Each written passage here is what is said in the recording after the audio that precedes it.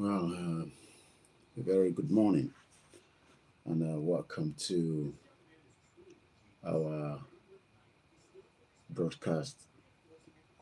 Mo kí gbogbo wa pé ẹ káàárọ̀ ní gbogbo ibi tí ẹ bá ti láǹfààní àti darapọ̀ mọ́ wa ní just coming up to 3:30 on a beautiful Sunday morning. And as usual, this platform is all about the self-determination campaign where we discuss, we educate, and we give all the reasons in the world why the Yorubas are better off away from the contraction called Nigeria. So we're going to start with this video. It's going to be an audio, so you might not see the video. This is how the Arewas are reacting to self-determination. The Arewas that believe that the self-determination is the only option on the table, but how the Yoruba people are still believing that we should continue with the restructure and the regional government. So let's listen to this response from the Arewas. Hello, good morning, good afternoon, good evening. This clip is titled Alleged Regional Government Bill in Circulation, if true, overtaken by events. A document alleging to be a bill submitted by Bola Tinubu to the National Assembly seeking to reverse and to amend the 1999 Constitution and give regions independence from the central. In other words, going back to regional government arrangement. It's in circulation all over the social media.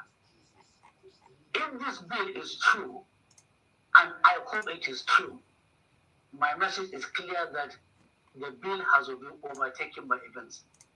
What preponderance of Nigerians need now is not regional government, but they want an independent country of their own. Regional government belongs to the past.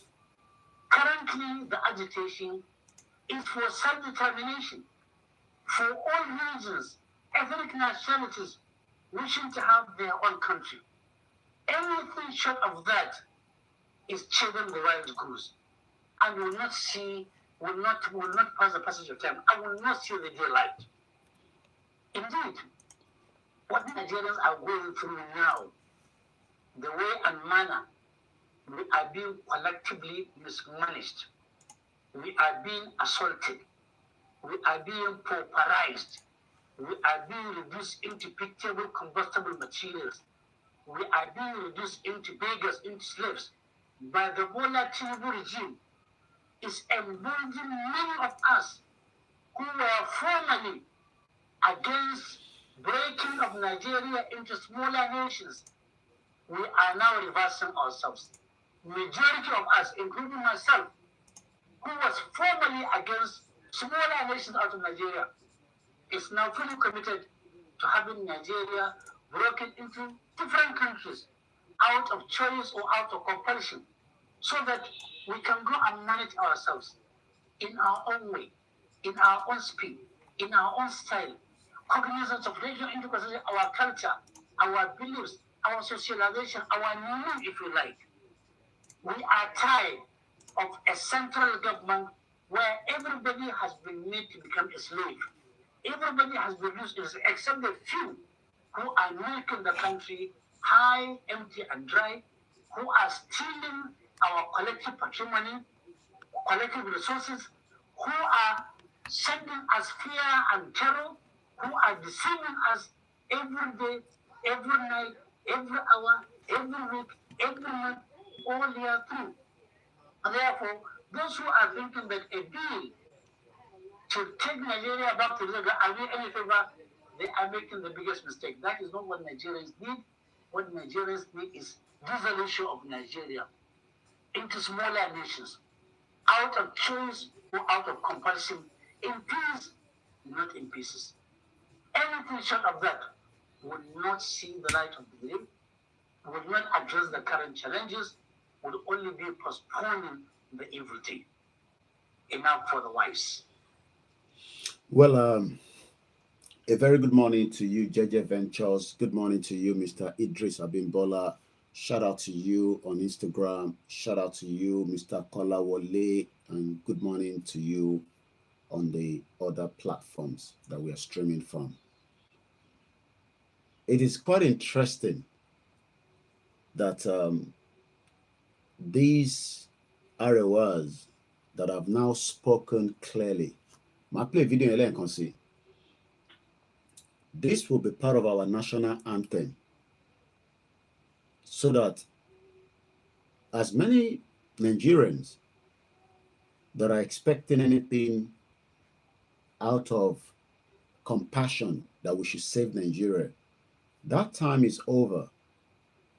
And we have to be realistic and we have to be honest with each other. I understand that you want us to keep the branding called Nigeria, but in reality, that branding is no longer visibly working.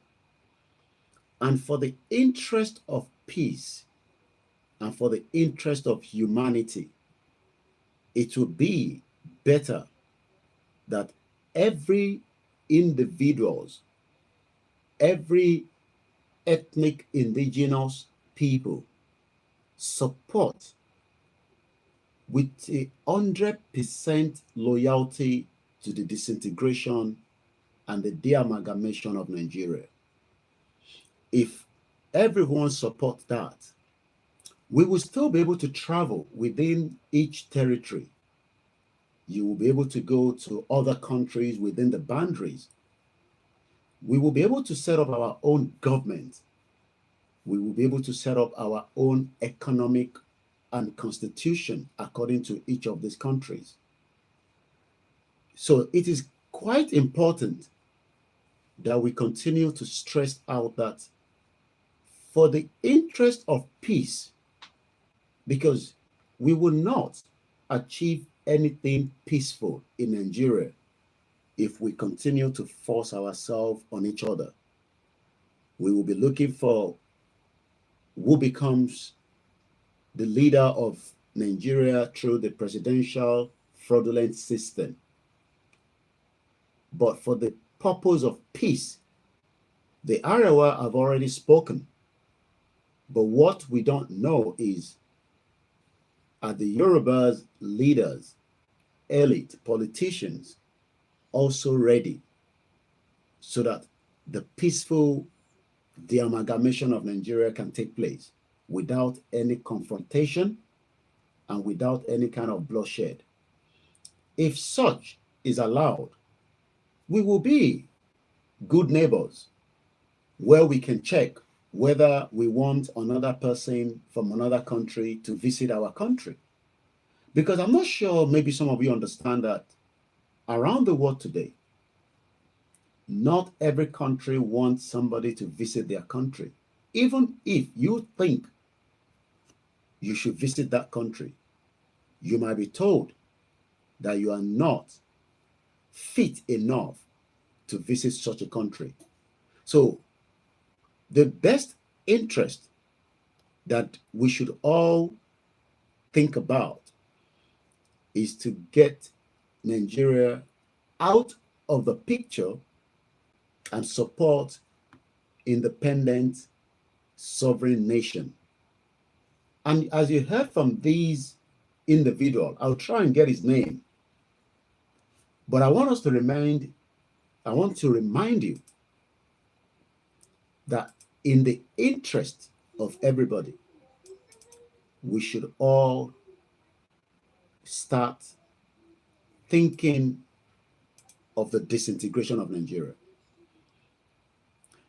If we do not, it will still end up to be dissolved, but it will become very painful. And this is what the Vice President Shettima said in the support of the Palestinian self-determination.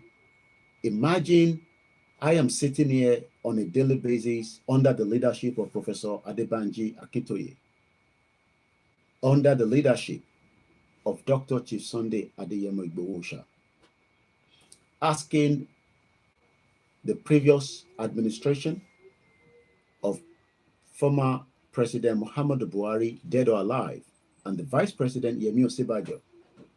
We wrote letters, we had rallies, we were killed, we were attacked. A lot of our people within the Southwest were picked up because they are asking for self-determination. We have not done anything against the law, either the local or the international law. All we have asked for is for each of us to be given the right to self-determination. And it is now interesting that the new administration, just like the previous one, traveled to New York. That's about some few miles away from Nigeria.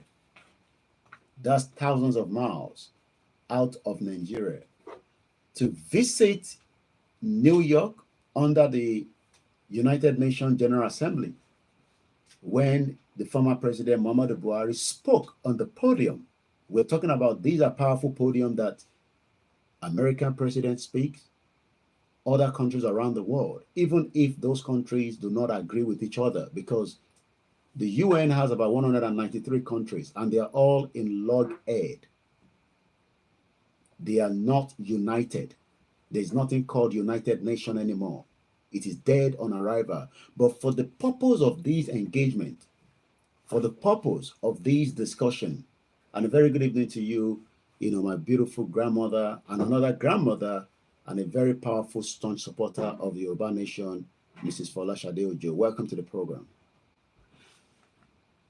The next audio that we're going to listen to is coming from the Vice President Shetima Kashima of the Federal Republic of Nigeria, traveling to United Nations to represent President Bola Ahmed Tinubu. For whatever reason, we're not sure why Tinubu is not visiting United Nations, a very important gathering, whether Tinubu is not feeling too strong health-wise, or whether Tinubu is just a little bit skeptical that he might not return back to Nigeria. He might end up become an exile president like Gowon when there was a coup d'etat. So for whatever reason, Tinubu has not visited the United Nations. Tomilola Agnes, another powerful nurse in America. These are powerful Yorubas that are working and contributing their quota in America, just like many of you around the world. But unfortunately, like I was in Southeast London yesterday, many of the Nigerians I saw hard working. There were some selling jollof rice next to the shop. I went to pick up the outfit that we plan to wear in the next couple of weeks. It's just a countdown. But coming back to the reality, the question is, why is the vice president under the same government that we have engaged? Imagine writing letter to President Bola Ahmed Tinubu and telling him that the Yorubas would love to have their own country and we want a discussion with the president and his government. But it seems that for whatever reason that I don't know, this administration decided to ignore the letter from Professor Adebanji Akintoye. And I have the letter in front of me. Let me read it to you before we play the next audio. A very good morning and welcome to my live broadcast. My name is OLAYOMI KOIKI, one out of many Yoruba people around the world that now prefer that Nigeria should be allowed to dissolve peacefully. Whether that would happen without any bloodshed, I don't know. But as much as we can do to avoid bloodshed is why we are sitting here and engaging everyone around the world. So I'm going to read the letter that we sent to President Bola Ahmed Tinubu government just about April this year. And then after reading this letter, I want you, the intelligent Nigerians, to ask yourself, what have we done differently that the vice president is now calling the rest of the world to engage and discuss the right of the Palestinian to self-determination? But yet, the Yorubas that are asking the same right in the country that he represents as the vice president, he has decided with his government not to look, discuss, or engage us. What do you think is happening? I want you to ponder on that. I want you to think about that. Why would the vice president, the vice president, represent, and I'm speaking Yoruba so that some of us can understand what I'm saying in case maybe my English might be too much for you to understand. Letter Timothy Kai, òun ni lẹ́tà tá kọ sí President Bola Ahmed Tinubu nínú ọdún yìí nípa pé kájọ jókòó pẹ̀lú àwọn kọ́mítì tiwa, kájọ wo kí ni a ní nínú Nàìjíríà tó jẹ́ títọ̀dọ̀ tiwa, kí gbogbo wa jọ jókòó. Lóòótọ́ àwọn olóṣèlú wa wọ́n fẹ́ bẹ́ẹ̀, but the same olóṣèlú tó ń pè ní APC ó travel lọ sí America, ó lọ represent Nigeria, ó wá ń sunkún, ó ń bẹ̀bẹ̀ ìyẹn vice president pé kí wọ́n jọ, kí wọ́n jẹ́ káwọn Palestinian dá dúró gẹ́gẹ́ bí orílẹ̀-èdè. Àmọ́ àwa tá à ń pè fún pé káwa náà dá dúró gẹ́gẹ́ bí orílẹ̀-èdè, wọ́n bá wa sàn kankan lé lórí. Kàkà bẹ́ẹ̀, wọ́n fi ikú lé wa, wọ́n fi pa olóyè Ìgbòho ní inú ilé ẹ̀. Bàbá Akíntóyè dẹni tó ń gbé ní ẹ̀yìn odi, Ìgbòho dẹni tí ó ń wo Nàìjíríà within 45 minutes radius láti ibi tó wà, tó dẹ̀ jẹ́ pé Nàìjíríà yá ilẹ̀ wa lónìí. So mo fẹ́ jẹ́ káwọn èèyàn wa ká really understand pé ṣé wọ́n ń ṣe léyìí láti fi upset wa ni, àbí láti fi dùn wá nínú, àbí agenda kan wà tá à ń sọ tó jẹ́ pé lóòótọ́ náà ni. I don't know. Èmi kàn ń béèrè ni, because in tí ó bá jẹ́ kí vice president orílẹ̀-èdè táwa ti ń pariwo páwa náà fi lọ, tó lọ sí Amẹ́ríkà, tó dẹ̀ ń sọ fún wọn ní Amẹ́ríkà pé ẹ dákun, òun bẹ̀ yín ni, ẹ yọ̀ǹda àwọn Palestinian kí wọ́n dá dúró gẹ́gẹ́ bí orílẹ̀-èdè. Àmọ́ ní ọ̀dọ̀ tiwa, mo kí ẹ Tokyo 778, but ní ọ̀dọ̀ tiwa, Simple Ryan, the truth is they only want to paint themselves good to the world.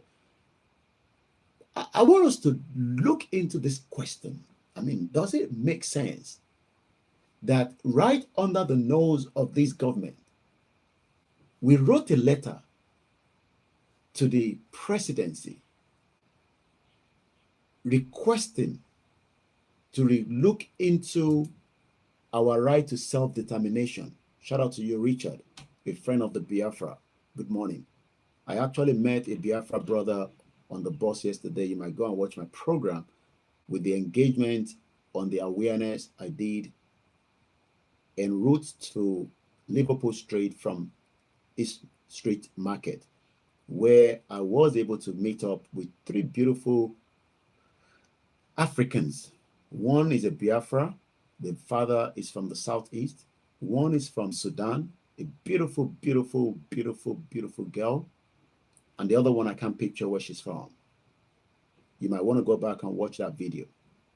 But let's quickly read the letter that we wrote to Tinubu. And let us ask, why has Tinubu not even acknowledged or look into our quest to self-determination? Because whatever Shetima is saying at the United Nations, I'm sure Tinubu already has a copy, because Shetima will not speak anything that Tinubu will not endorse.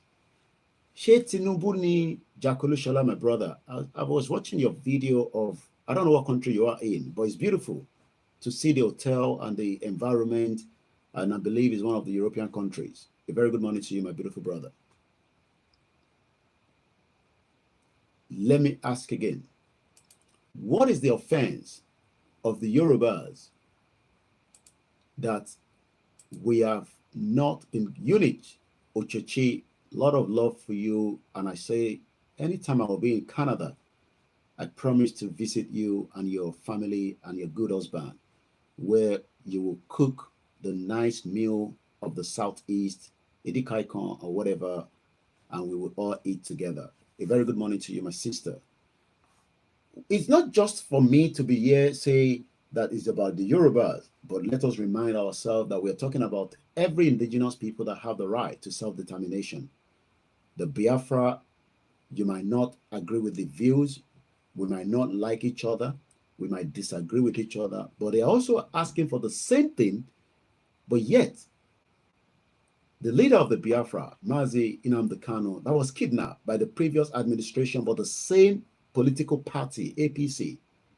I mean, does this make sense? So I am trying to be very nice tonight, and I want us to get the message apart from looking at me as a person. Because if the Biafra start their wahala in the new month to come, as they are saying that they're going to start something, it's not wahala, but as many Nigerians believe that it's a wahala that they are disturbing everybody, they're not allowing peace in Nigeria, especially when they shut down the Southeast on a Monday. And I dare you to go to the Southeast when they are saying sit at home on Monday. You will be looking for trouble. And whatever that trouble means, you will find it. Because I know.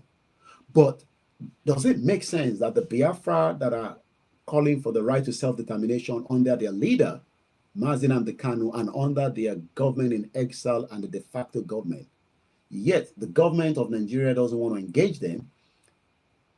I hope you all remember Nnamdi Kanu ti lò ọdún mẹ́rin nínú prison for a crime that you think he committed, right?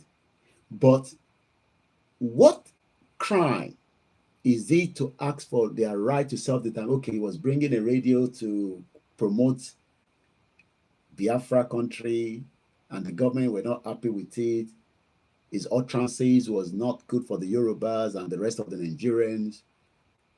But yet, the vice president has traveled to New York and is telling the world to make it look like they are good people, that the government of Nigeria is good. But yet they hold on to Nnamdi Kanu, no engagement, they disobey the court. Let me first read the letter so that you can get the better picture of what I'm trying to explain this morning, because I'm only explaining because I'm still trying to figure out that I hope they are not just whining us that, look, we can go outside the world and tell the world that give Palestinian a country, but they're not going to talk about. I mean, imagine if the vice president has gone to the world today and tell the international community that, look, we are having crisis in Nigeria. A very good morning to you, my beautiful auntie, a mother, grandmother. Some of you are, because a lot of our mothers are becoming grandmothers. Their children are giving birth very fast, especially in European country where you don't need anybody to tell you that you don't have to have a child. It is only in Nigeria that people are struggling. Tokyo 778, good morning. Because giving birth is a joy. But in Nigeria, it has become a disaster due to the unable economy and the welfare and the well-being. UK remains one of the highest birth child in the world, who are probably maybe in Europe, let me put it that way. As young as 16 years old are already having sex and they are giving birth. But as elderly as I am, you should not engage anyone below the age of 16. You will count as a pedophile. So this is just a warning to many of you Japa that are arriving. Most of these children have big breasts, but they're very young. So be very careful so that you don't count yourself as going for an underage. you could be charged for rape. So giving birth is a joy, but not in Nigeria today, because we saw a Yoruba woman that is ready to sell her baby for an Android mobile phone. And I'm not joking. This is not a skit. But let's focus back on the discussion this morning. The question is, why would the Nigerian government travel to New York? Because Shetima is representing Nigeria.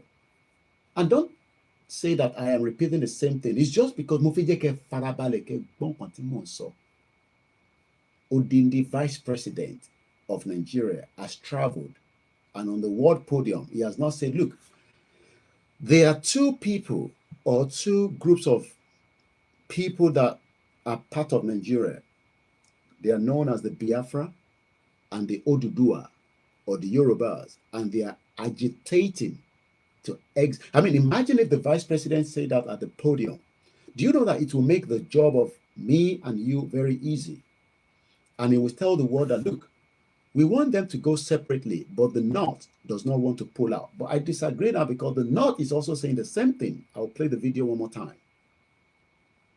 The question is, why is the Nigerian government trying not to engage the Yorubas and the Biafra, but they are quick to travel to United Nations and ask for the same thing that I am talking here? I am not sitting here on a daily basis doing any other thing apart from self-determination. You might not love the way I speak, because that is the way I believe I should engage the audience. I have just finished watching, with my wife, for the last an hour, the Aunt Game Show. Is a dating show. She's doing very well. She has the numbers, and I believe she's making good money through the YouTube. The difference is I am an activist, and the YouTube does not like my engagement, and that means I've been demonetized. My numbers continue to be reduced, even though it is meant to be growing. That is the difference between my game here, which is self-determination, and what she's doing, which is good. But we are not here sitting to say we are secessionists, or we are those that want to overthrow the government. We are not the previous military that have overthrown each other and kill each other through one coup or the other in support of their own selfish interest. I am not sitting here because of my own selfish interest. I am comfortable living in Europe in the last 24 years after I japa in 1998. So if those of you that are japaing today, I was speaking to a brother that just japa to UK yesterday. You might be watching me probably maybe later on. And since he's been here within a year, his shoulder has pulled up.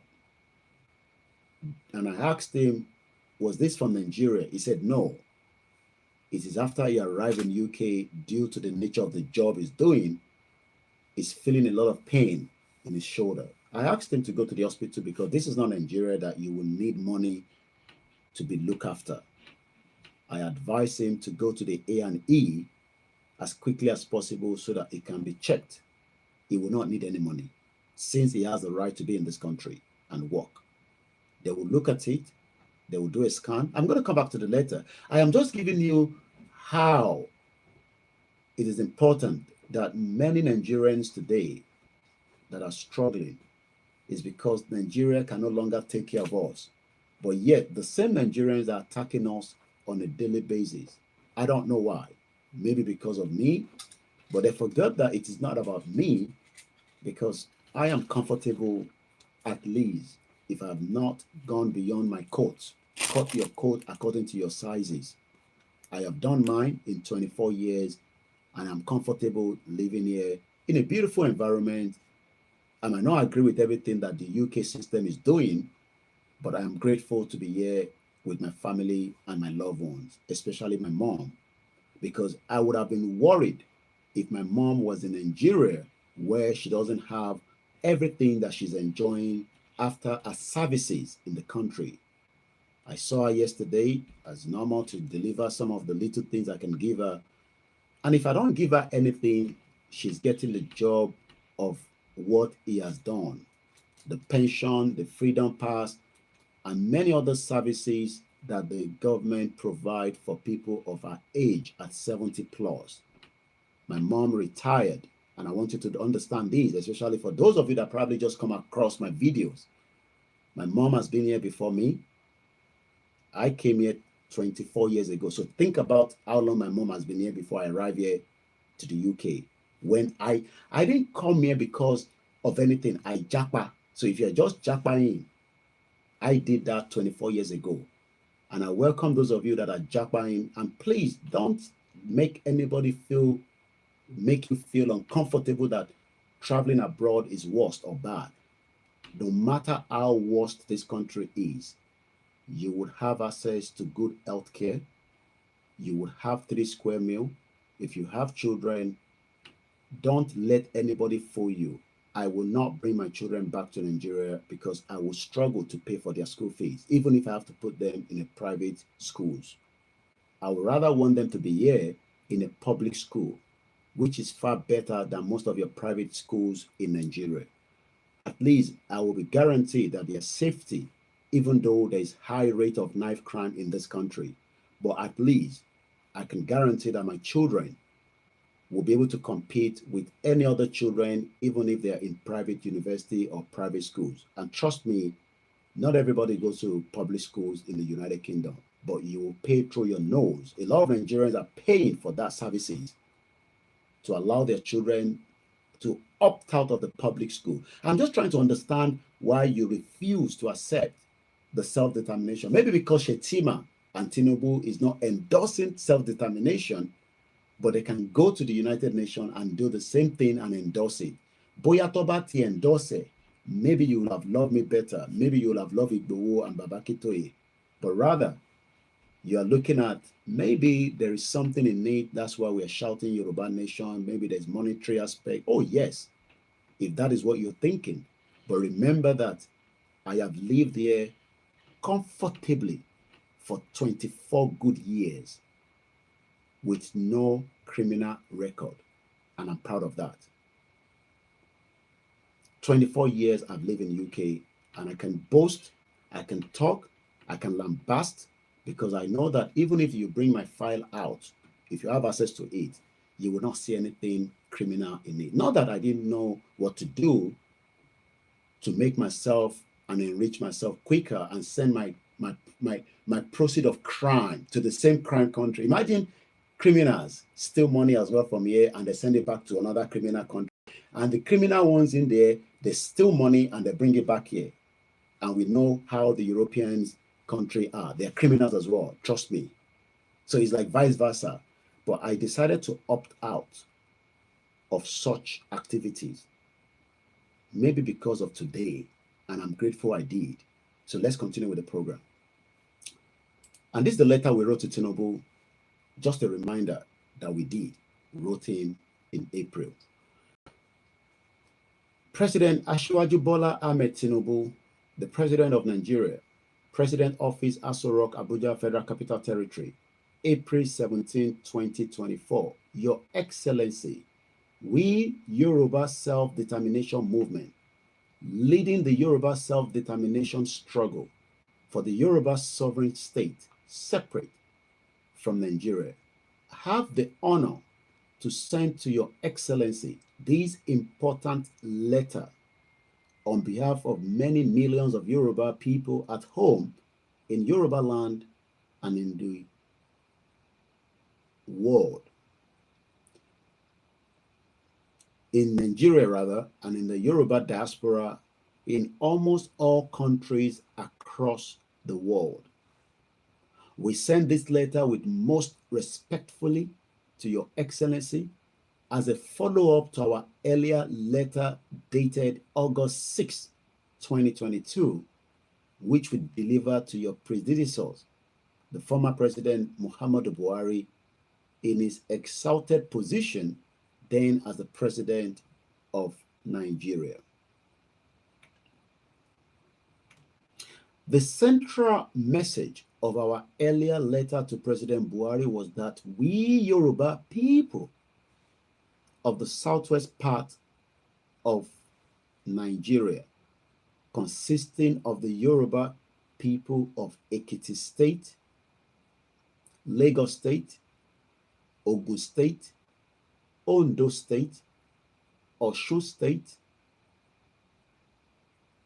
Oyo State, the Yoruba local government areas of Kogi State and Kwara State, and the Ishekiri homeland of Delta State, altogether amounting to an estimated total population of 60 million, desire to exercise and assert. Listen to this very important part of this program now, because this is what Shetima has taken to United Nations, but not on behalf of the Yorubas and the Biafra, but on behalf of the Palestinians. I mean, imagine somebody travel from their country and is asking for the right to self-determination of the people that are far away from his own country. Listen to this side. An estimated total population of 60 million desire to exercise and assert our self-determination as an indigenous nation, and therefore to constitute our whole homeland in Nigeria into a Yoruba sovereign state, separate from the Federal Republic of Nigeria. You might not agree with me, but I hope you will not believe that this vice president said this. Let's listen.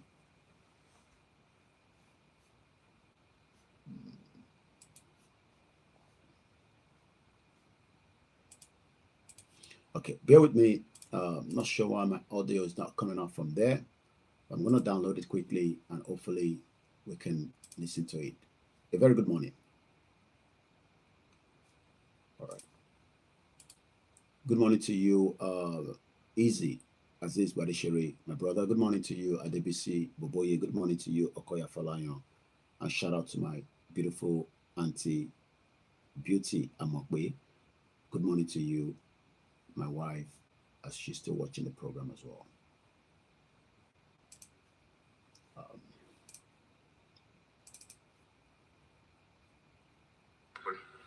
Today, we are all witnesses to the heart-wrenching situation in Gaza and other Palestinian territories.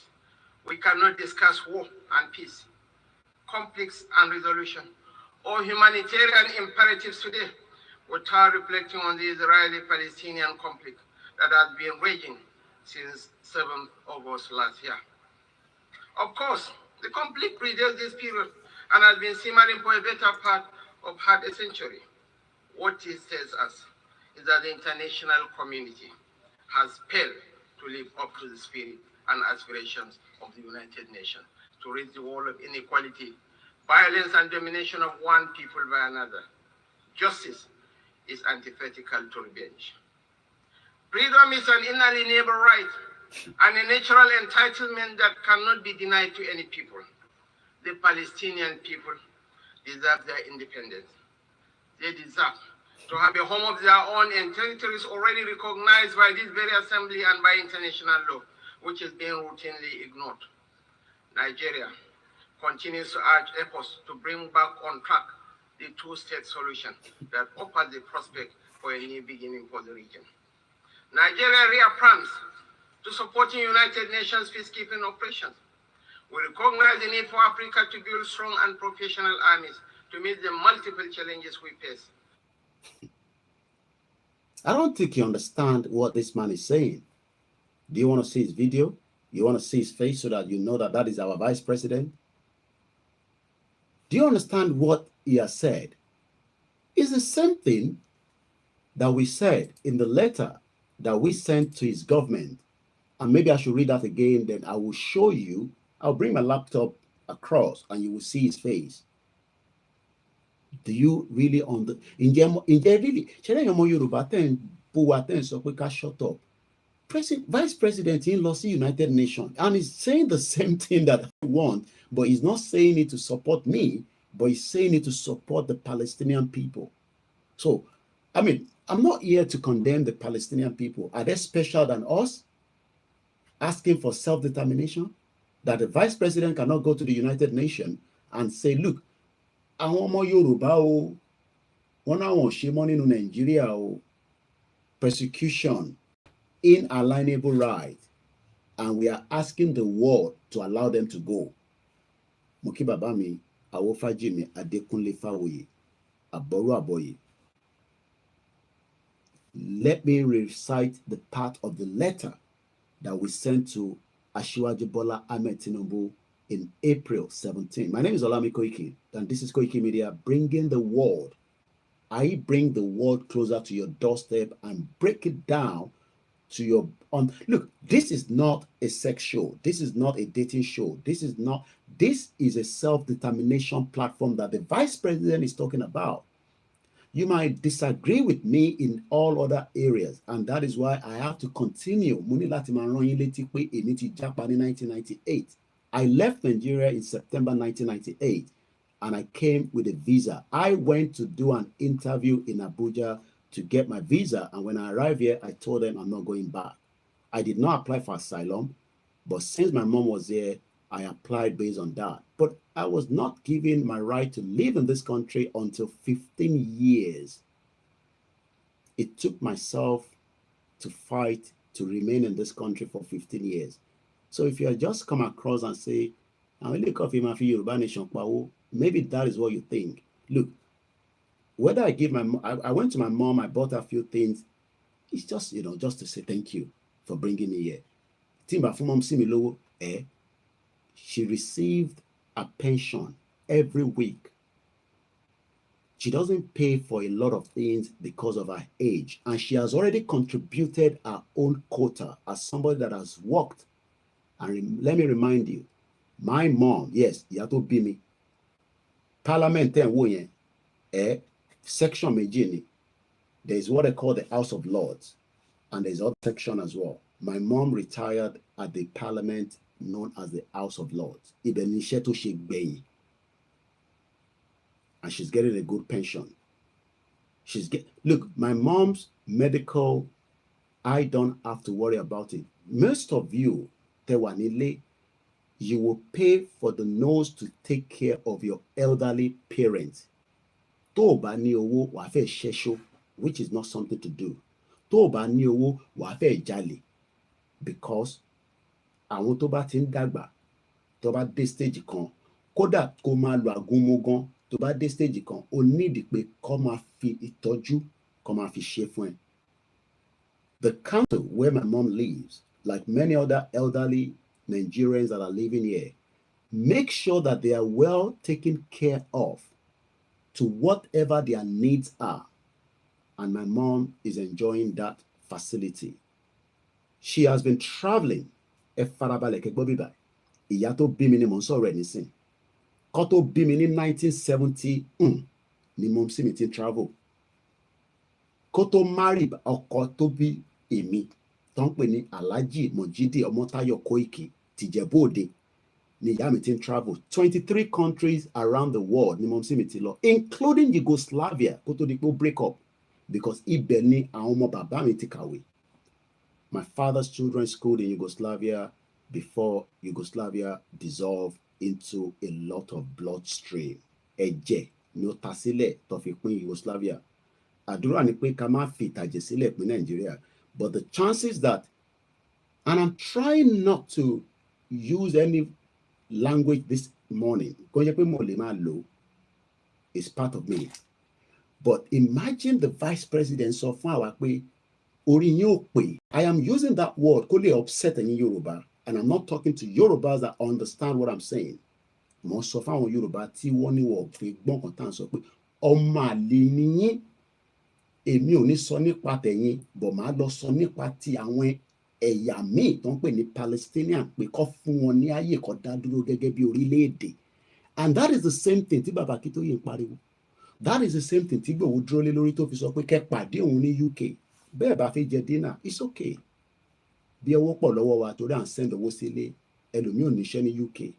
But rally yẹn ọ̀fẹ́ ni, kò sẹ́nì kankan tó máa sanwó, kó wá darapọ̀ mọ́ wa. Even if you believe in one Nigeria, the current situation of Nigeria should also allow you to come down for the rally. ìyẹn máa wáyé ní Saturday. Ẹ má mix it up. 2 people called me yesterday and they're not too sure about the date. Even ojoojúmọ́ ni mò ń pariwo date yẹn pẹ̀lú àwọn sisters mi, Àṣàkẹ́ TV hosted Prophet Ológunlúwa, Lady K is talking about it. Look, kò sẹ́ni tí kò ẹni media tó bá promote sí rally tá à ń ṣe lọ́wọ́lọ́wọ́ ẹ kéèsì fún media yẹn. And I'll just leave it like that. Media tó bá polongo Yorùbá Nation rally tá a fẹ́ ṣe kàn ṣe Koiki o. It's not about Koiki. Rally tá a fẹ́ ṣe kò ní kankan ṣe pẹ̀lú Koiki o. Kò ní kankan ṣe. I am just one out of the 60 million Yoruba people. Media tó bá pariwo ẹ̀ pé bóyá tá bá pariwo ẹ̀ fáǹfààní Koiki ni. Look, èmi ti mọ Hong Kong as far back as primary school. Ibẹ̀ ni mo sì mi ti lọ ń ṣe aago tó ti lọ ń rago wá tó ń tà fún wọn ní jàǹkàrà. Mom sí mi ṣe nǹkan pè ní U-turn nígbà tí video cassette tó ṣẹ̀ jáde tó máa lọ rà l'Amẹ́ríkà. Wọ́n kì í sùn síbẹ̀ tó bá gbéra láti Nàìjíríà tó bá dọ̀hùn wá ṣe gbogbo shopping wọn wá dẹ̀ padà sí JFK wá wọ plane wọn padà bọ̀ nílé. Àjọ ń jẹ breakfast láàárọ̀ Sunday ni tó bá lọ níjọ́ Friday. Apart from pé ìyá mi travel tó ń ṣòwò tí ọ̀pọ̀lọpọ̀ ìyá wa tó wà nílé tí wọ́n lè àǹfààní àti ṣe mọ́ nísìn torí situation Nàìjíríà. Tá a dẹ̀ ń sọ pé ká dá dúró gẹ́gẹ́ bí orílẹ̀-èdè kò ní kankan ṣe pẹ̀lú oníṣẹ̀ṣe, kò ní kankan ṣe pẹ̀lú. Look, ẹni tó bá bó ẹ̀sìn kan wọ́n kàn fi gbogbo yẹn fi waste time around lórí social media because ẹ lè stop ẹ̀sìn Islam nílẹ̀ Yorùbá, ẹ lè stop ẹ̀sìn Kristẹni nílẹ̀ Yorùbá, bẹ́ẹ̀ ni a lè pa ìṣẹ̀ṣe tì. Bẹ́ẹ̀mi ṣe wà ọmọ babaláwo ni mí. Look, Quran mi wà nínú ilé, Bible mi wà lókè, but ọmọ babaláwo ni mí. Àgbọ́yé tá àgbọ́ tẹ́lẹ̀ gbogbo yẹn àti àwa èmi ni mò ń sọ mo promote ẹ̀fẹ́ yín o, kò sẹ́ni kankan tó lè fi kankan tú mi lójú. Tọ́rọ̀ ọba yé mi nísìn mo máa ń pe babaláwo bẹ́yìn náà ṣe ń pe pásítọ̀ yín kó bá yín ṣàdúrà, kó bá mi gbé fájáde láti bá mi yẹ̀ wò. Bẹ́ẹ̀ ni torí pé mo mọ̀ pé nǹkan kan gbọ́dọ̀ jáde nínú ẹ̀. I am not promoting it for you, but èmi lèmi ń sọ at 40 plus orí mi gbọ́dọ̀ pè nísìn pé babaláwo kì í ṣe crime. Bóyá shrine wọn ni wọ́n máa láti tọ́jú dáadáa ká sọ́ di bíi àwọn tí bàbá Oyèdépò, àwọn tí bàbá Jíyò Adébóyè. Torí bàbá Adébóyè ò tí sọ fún mi tọ́lọ́ ń sọ fún wọn nípa ọ̀rọ̀ Yorùbá, àmọ́ Ifá ti sọ fún mi. And I keep calling him. Mo rí pé wọ́n lọ sí birthday bàbá tó ṣe birthday 70. Àìmọye bàbá àgbàlagbà tí kò tẹ̀ lè ṣe 80 tó lè ṣe 60 látara pé kò sí ìtọ́jú nínú Nàìjíríà. But we are not here to criticize them.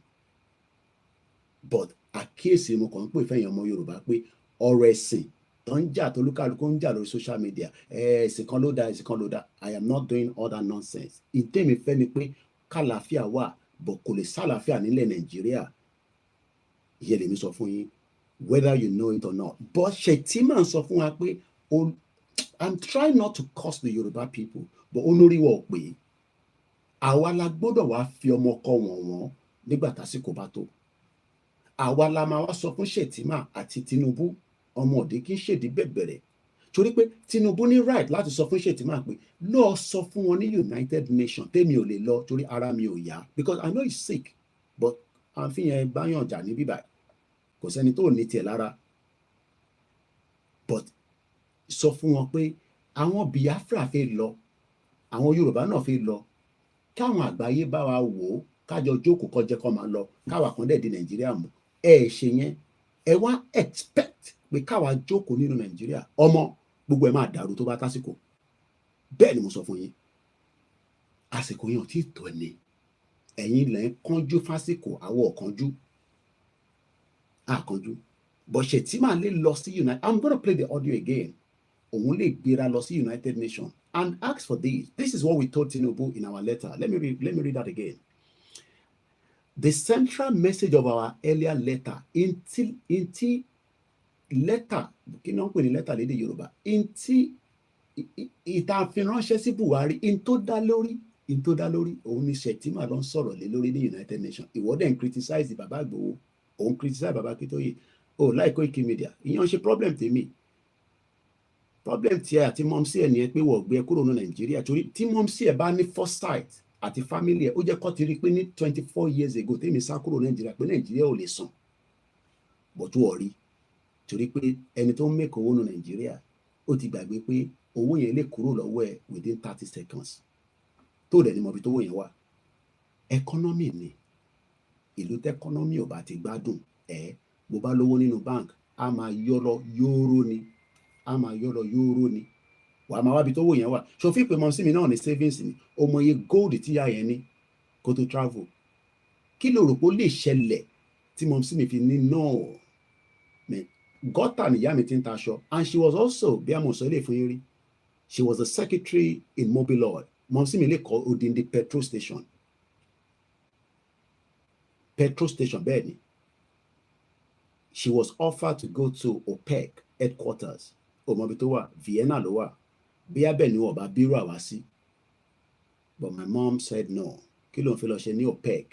Nàìjíríà ń dùn fún wọn nígbà yẹn bẹ́ẹ̀ ni nítorí pé Nàìjíríà ń dùn nínú ilé tàwa. èmi ò mọ̀ ti ilé tẹlòmíì torí pé ilé bàbá ọmọ Àjídì Ọmọ́táyọ̀ Kóìkì bàbá tó bí èmi inú ilé ẹ̀ ń dùn tó fi kú ni nígbà tó lọ́jọ́ dẹ̀ dé ló lọ.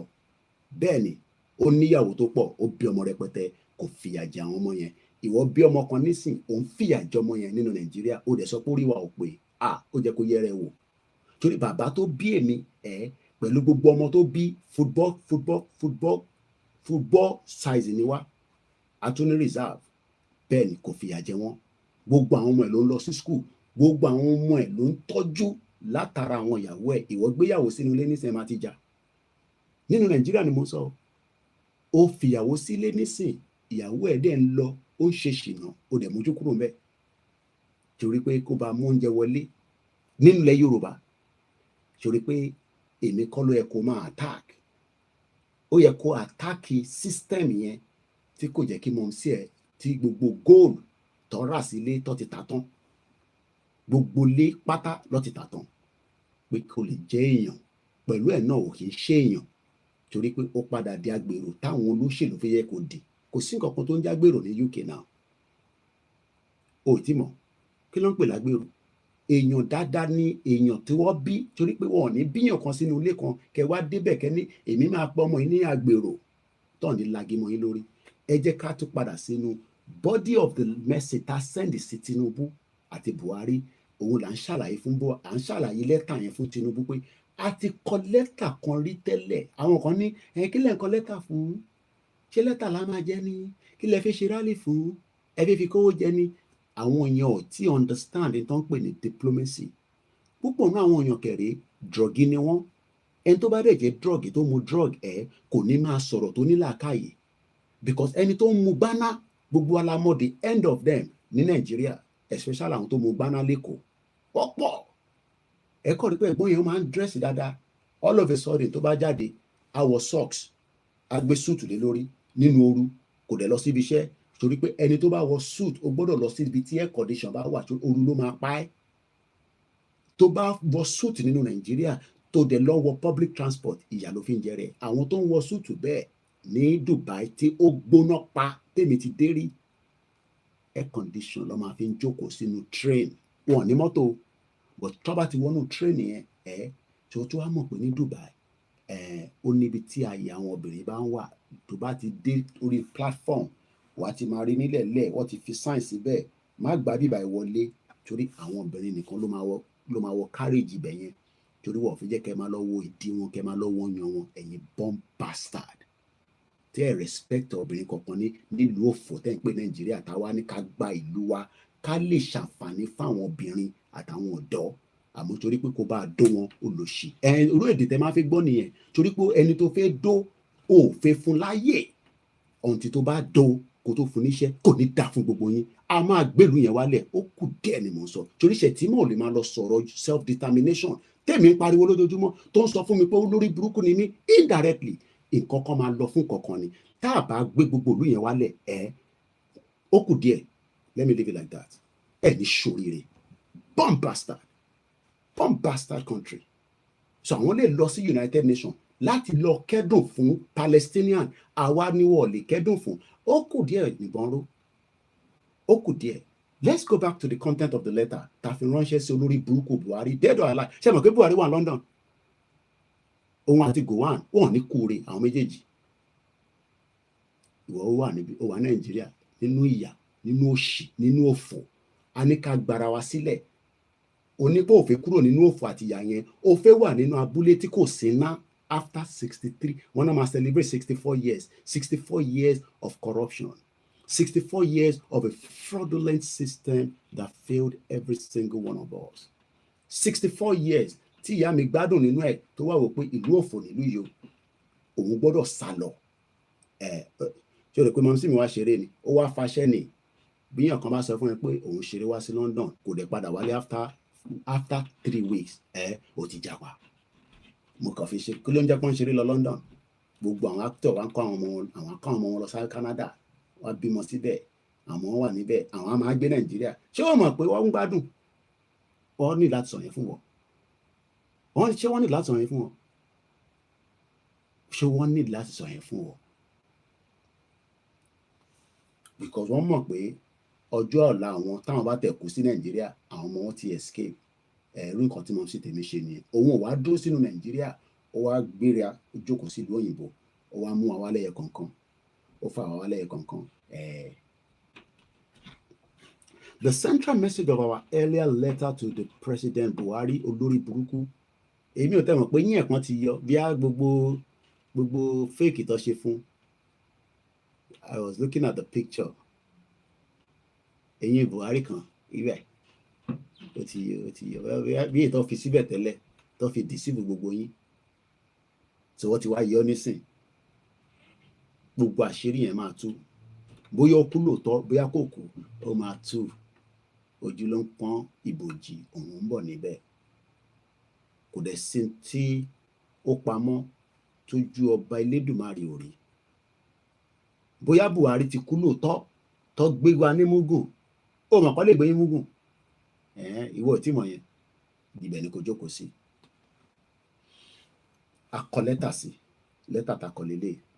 The central message of our earlier letter to President Buhari was that we, the people, àwọn ènìyàn tó ń pè ní ará Southwest, àní ọmọ Ìgbò ni wá, àlọ́mọ Haúsá ni wá, àní ní Southwest, claim North, claim Southeast, ń claim ibì kan tó ń pè nílẹ̀ Yorùbá ní Southwest nínú Nàìjíríà tí a mọ̀ sí Ondo State, tí a mọ̀ sí Ogun State, tí a mọ̀ sí Lagos State, Ọ̀ṣun State, Èkìtì State, tí a mọ̀ sí Kogi, Kwara, tí a tún mọ̀ sí part of Ìṣẹ̀kírí homeland of Delta State. Ní gbogbo wa bẹ́ẹ̀ tí a pé bí 60 million. Ìlú tó ti lọ ń refine epo tí olè Tinubu àtàwọn ọmọ ẹ̀ tó ń gbé epo Nàìjíríà, wọ́n ń gbé lọ sí Malta. Gbogbo population wọn kò tó 1 million. The population is 500,000. 500,000 ló ń pè ní 500,000. Ó ṣáà ti gba 500. Ìjọ́ ló ti gba 500. Ìjọ́ ló ti pay 500,000 naira sákúntẹ̀rì. Láti ìgbà tí Buhari, ẹ jẹ́ kí tẹ̀ béèrè lọ́wọ́ ìtẹ̀wá ńlé. Láti ìgbà tí Buhari wà lórí oyè, èló ni owó tó gbà rí tó jẹ́ owó kìmí, tó ń ṣòwò olè, tó ń ṣòwò drug, tó ń ṣòwò yahoo, tó jẹ́ owó àágùn tiẹ̀ pé mo ṣiṣẹ́, mo gbowó báyìí. Blood money ni gbogbo yín náà nínú Nàìjíríà yẹn. Blood money. The purpose of the letter is the desire. Tó bá sọ pé nǹkan desire, mo kí bàbá mi Kúnlé Ṣítà. In tó ń pè ní desire ni pé in tó wúyàn nígbà àyà, ẹlòmíì nínú game show yẹn, ó náà wọ́n like ọmọ tí ó pẹlẹbẹ, ìtó tóbi tó robust lòun fẹ́. Olúkálukú ló mọ tó fẹ́. Tó bá sọ pé desire, D-E-S-I-R, in tó wù wá lọ́kàn. Ṣé Nàìjíríà ṣì wù yín lọ́kàn pẹ̀lú bẹ́ẹ̀? No, bó o fẹ́ Yorùbá nation, ṣé Nàìjíríà yẹn wù ẹ́ lọ́kàn? Oh no, ó wù wá lọ́kàn yìí kó ìṣà ń gbàdúrà fún ọ̀nà àjẹ́ kó dàbí UK náà tíwọ̀ náà wà, ọ̀nà àjẹ́ ká ní security. Ẹ̀rù pọ̀ Ọlọ́run stupid. Ṣé ẹ̀rù pọ̀ Ọlọ́run jẹ́gẹ́ bí alábòsí bí ẹ̀yin? Ṣé ẹ̀rù pọ̀ Ọlọ́run wà níbi tí ìtàjẹ̀sílẹ̀ wà lójoojúmọ́? Ṣé ẹ̀rù pọ̀ Ọlọ́run máa fi àṣẹ sí àdúrà tẹ́ bá ń ṣe gẹ́gẹ́ bí babaláwo nígbà tó jẹ́ pé ìkàlẹ̀ ṣe fáwọn èèyàn? Ṣé ẹ̀rù pọ̀ Ọlọ́run máa dá yín lóhùn nígbà tó jẹ́ pé ń jẹ̀ra yín lẹ́sẹ̀ nínú mọ́ṣáláṣí àti chọ́ọ̀chì ni? Ọlọ́run stupid.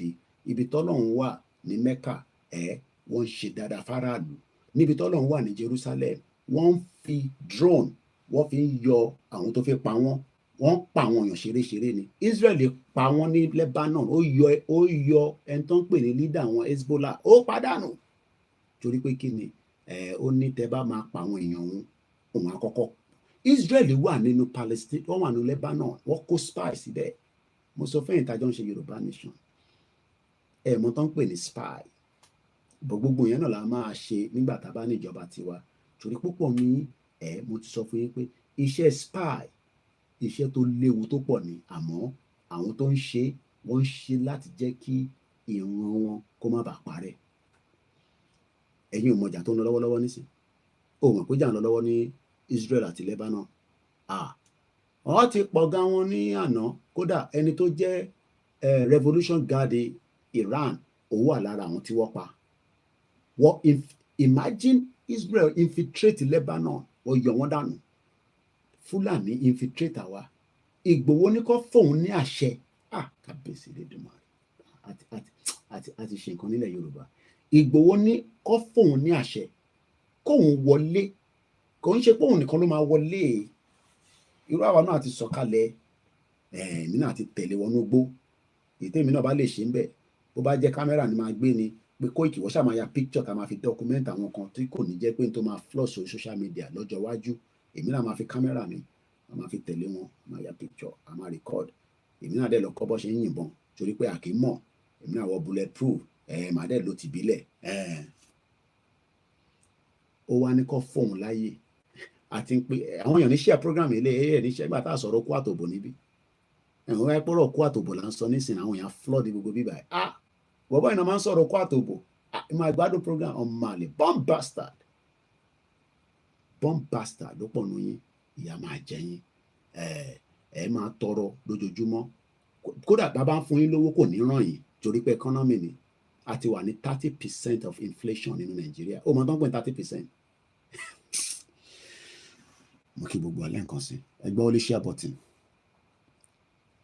Shetima ó lọ sí United Nations ó ń polongo fún Palestinian àmọ́ ó náà wá Yorùbá olórí yóò pè tó bá yá bẹ̀rẹ̀ ní tó yẹ kẹ́ bẹ̀rẹ̀ so that next time tí bóyá tá bá bẹ̀rẹ̀ ní tó yẹ ká fi bẹ̀rẹ̀ tá bá bẹ̀rẹ̀ tó bá máa fi di next year by the time tí Shetima máa lọ again bí Tinubu bá lè lọ torí àwọn tó lè ṣe Tinubu before then torí à ń pé engine tó ń rán ní Tinubu bóyá bó ṣe ń fix ó ń lọlẹ̀ nígbà tó bá ti lo drugs tó ti fa gbaná oríṣiríṣi tó ti lo oríṣiríṣi drugs nígbà tó wà lọ́dọ̀ ìwọ tó ń lò náà ní sí máa rántí ó máa tẹ̀lá rẹ̀ ó jẹ́ ìrora máa lò nísìn torí pé kó má jẹ́ pé nígbà tá a bá ní tó bá tẹ̀ fit lọ́jọ́ iwájú under constitution lẹ̀ Yorùbá ta ní kó wá tẹ̀ jẹ́ kankan tó ń dákú tó ń dájí ṣe la máa yọ ẹ́ dànù bí brọ́dà mi tó ní nígbà tó máa parí iṣẹ́ àná leléyìí London bí wà ló wà ní ọ̀nà Birmingham ó ní Mr. Koiki ó nígbà tó já kọ̀ǹténà yẹn dé ó ní 20 kg làwọn kan táwọn ń gbé ó sì ń gbé ẹ̀ńtápá ń dùn nígbà tó máa délé tó di aago 5:30 ó send message pé má padà wá mọ́ lọ́la torí pé iṣẹ́ ìlú yóò ń ṣeré a kì í ṣeré ní bíbá iṣẹ́ là ń ṣe bí Moscow iṣẹ́ ni tó bá wá fit ó jẹ́ kó lọ sí hospital and I've told him that because ó lè jẹ́ pé ìgbà tó ṣe dé ẹ̀rù ń bà pé tó ń bá lọ sí hospital ẹ mọ̀ pé mentality Nàìjíríà sì lè wà lórí wọn pé kó ń lọ sí hospital kọ́kọ́ wá bíìlì òun mo ti sọ fún wọn ẹ lọ sí A&E ẹ ní láti dúró díjọ́ Monday fún GP yín ìwọ tó bá dẹ̀ dé lu ìtò ìtì ní GP dáméjì mo kí ẹ wọ́n ní even Israel went as far to use walkie-talkie for bombs gbogbo nǹkan la máa lò nígbà tí wàhálà yẹn bá dé bàbá ṣe ń lo tìbílẹ̀ a máa lo ti new technology gbogbo torí ta bá ń sọ máa dàbí àtẹ́pẹ́ àsọdùn àbí bẹ́ẹ̀ ló ṣe rí lójú yín torí pé àṣẹ movie mo ti sọ pé kó jẹ́ kó lọ check apá yẹn torí kó má jẹ́ pé apá yẹn ó máa damage mo ń wo girl kan lára àwọn the on-show game yẹn Nàìjíríà èèyàn méjì ló sunkún nínú program yẹn mo mọ tẹ́písò tó jẹ́ but àwọn tó bá ń follow program yẹn náà ẹbí ẹ ti lè bá pàdé mo ṣe wo tán lálẹ́ yìí láàárọ̀ yìí. One came out èmi ṣàrí pé wọ́n ń dárúkọ Dangote kìíní kan ẹ̀mọ̀ tó bá ń ṣe program yẹn lọ ẹ má bínú pé mo kàn tún rọra digress there because this is how we need to let you understand the pain that many people are going through. gẹ́yìn ní Dangote truck ló kọlù àwọn níbi táwọn dúró sí ní 20 something I can't remember the year ẹsẹ̀ ti bend kò lè dúró dáadáa mọ́ fine girl ó ní wọ́n dẹ̀ lọ dump àwọn sí Sango ṣé Sango orthopedic kan wà ní Sango àbí ó ní ọkọ̀ dump àwọn síbẹ̀ wọ́n dẹ̀ 100,000 naira wọ́n dẹ̀ lọ ẹsẹ̀ yẹn ti wá damage nígbà tọ́ọ̀rí tó dáadáa fine girl ó náà wọ́n lè wọ́rọ̀ aṣọ tó wọ̀n mọ́ ó ṣú ẹsẹ̀ yẹn báyìí wọ́n sọ fún ìyàwó mi mo ní ó máa ṣe pé Dangote ò ṣe kò ń ṣe irú ìlú ìlú ti ṣẹlẹ̀ insurance a máa pè insurance ṣeré ni ìlú yìí ni mo ti mọ̀ pé wọ́n ń ṣàdvàtì pé tó bá ra mọ́tò ní 10 years ago tó ra mọ́tò ní kinní kan years ago ó ṣeéṣe kó má mọ̀ pé ó wà entitled oh my God London ìlú ọba wọ́n sọ fáwọn aráàlú pé ó ṣeéṣe kó má mọ̀ pé ó ní right láti claim owó kan mo rí rẹ́rìí ṣé kí n go deeper there mo ní fún ní gbogbo breakdown yẹn family mi kan ilé tó ń gbé nílùú ìní ilé tó ń gbé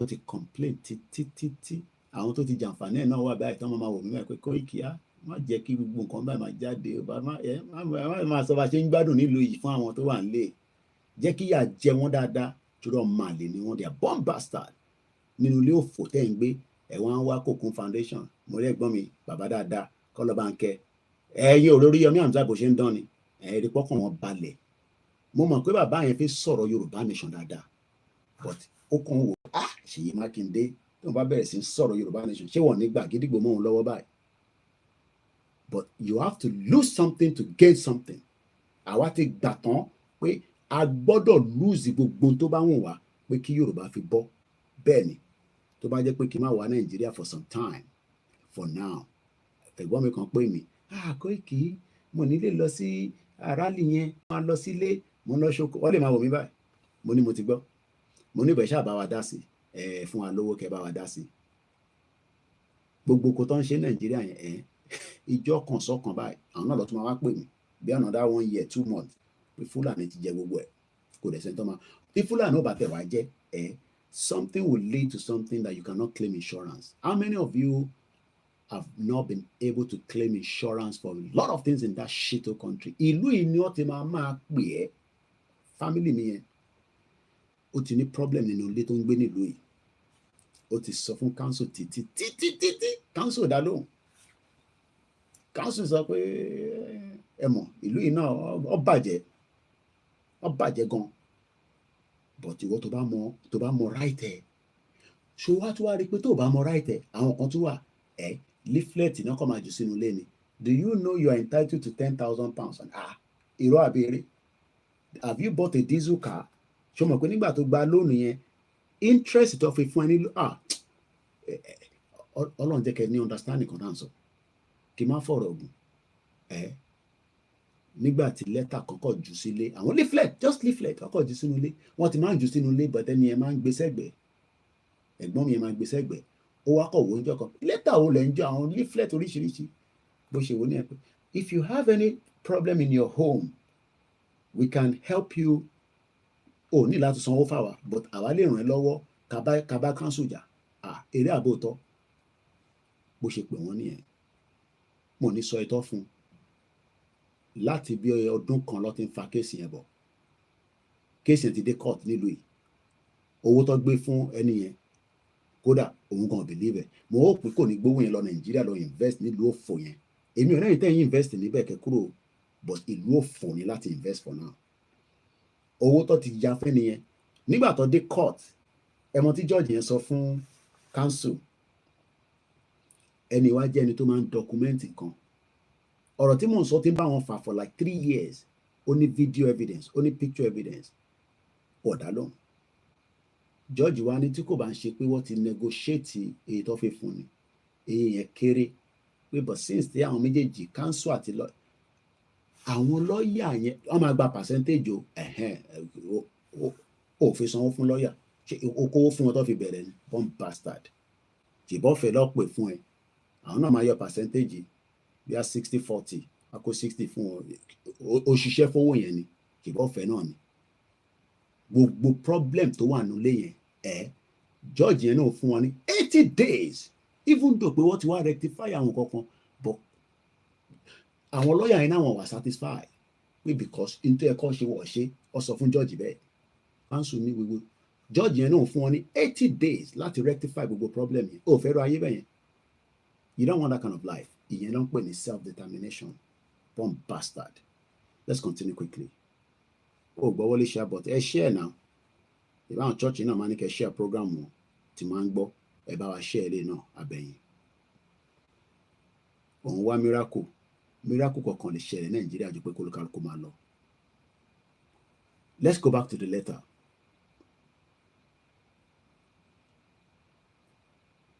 The central message, again, I like it.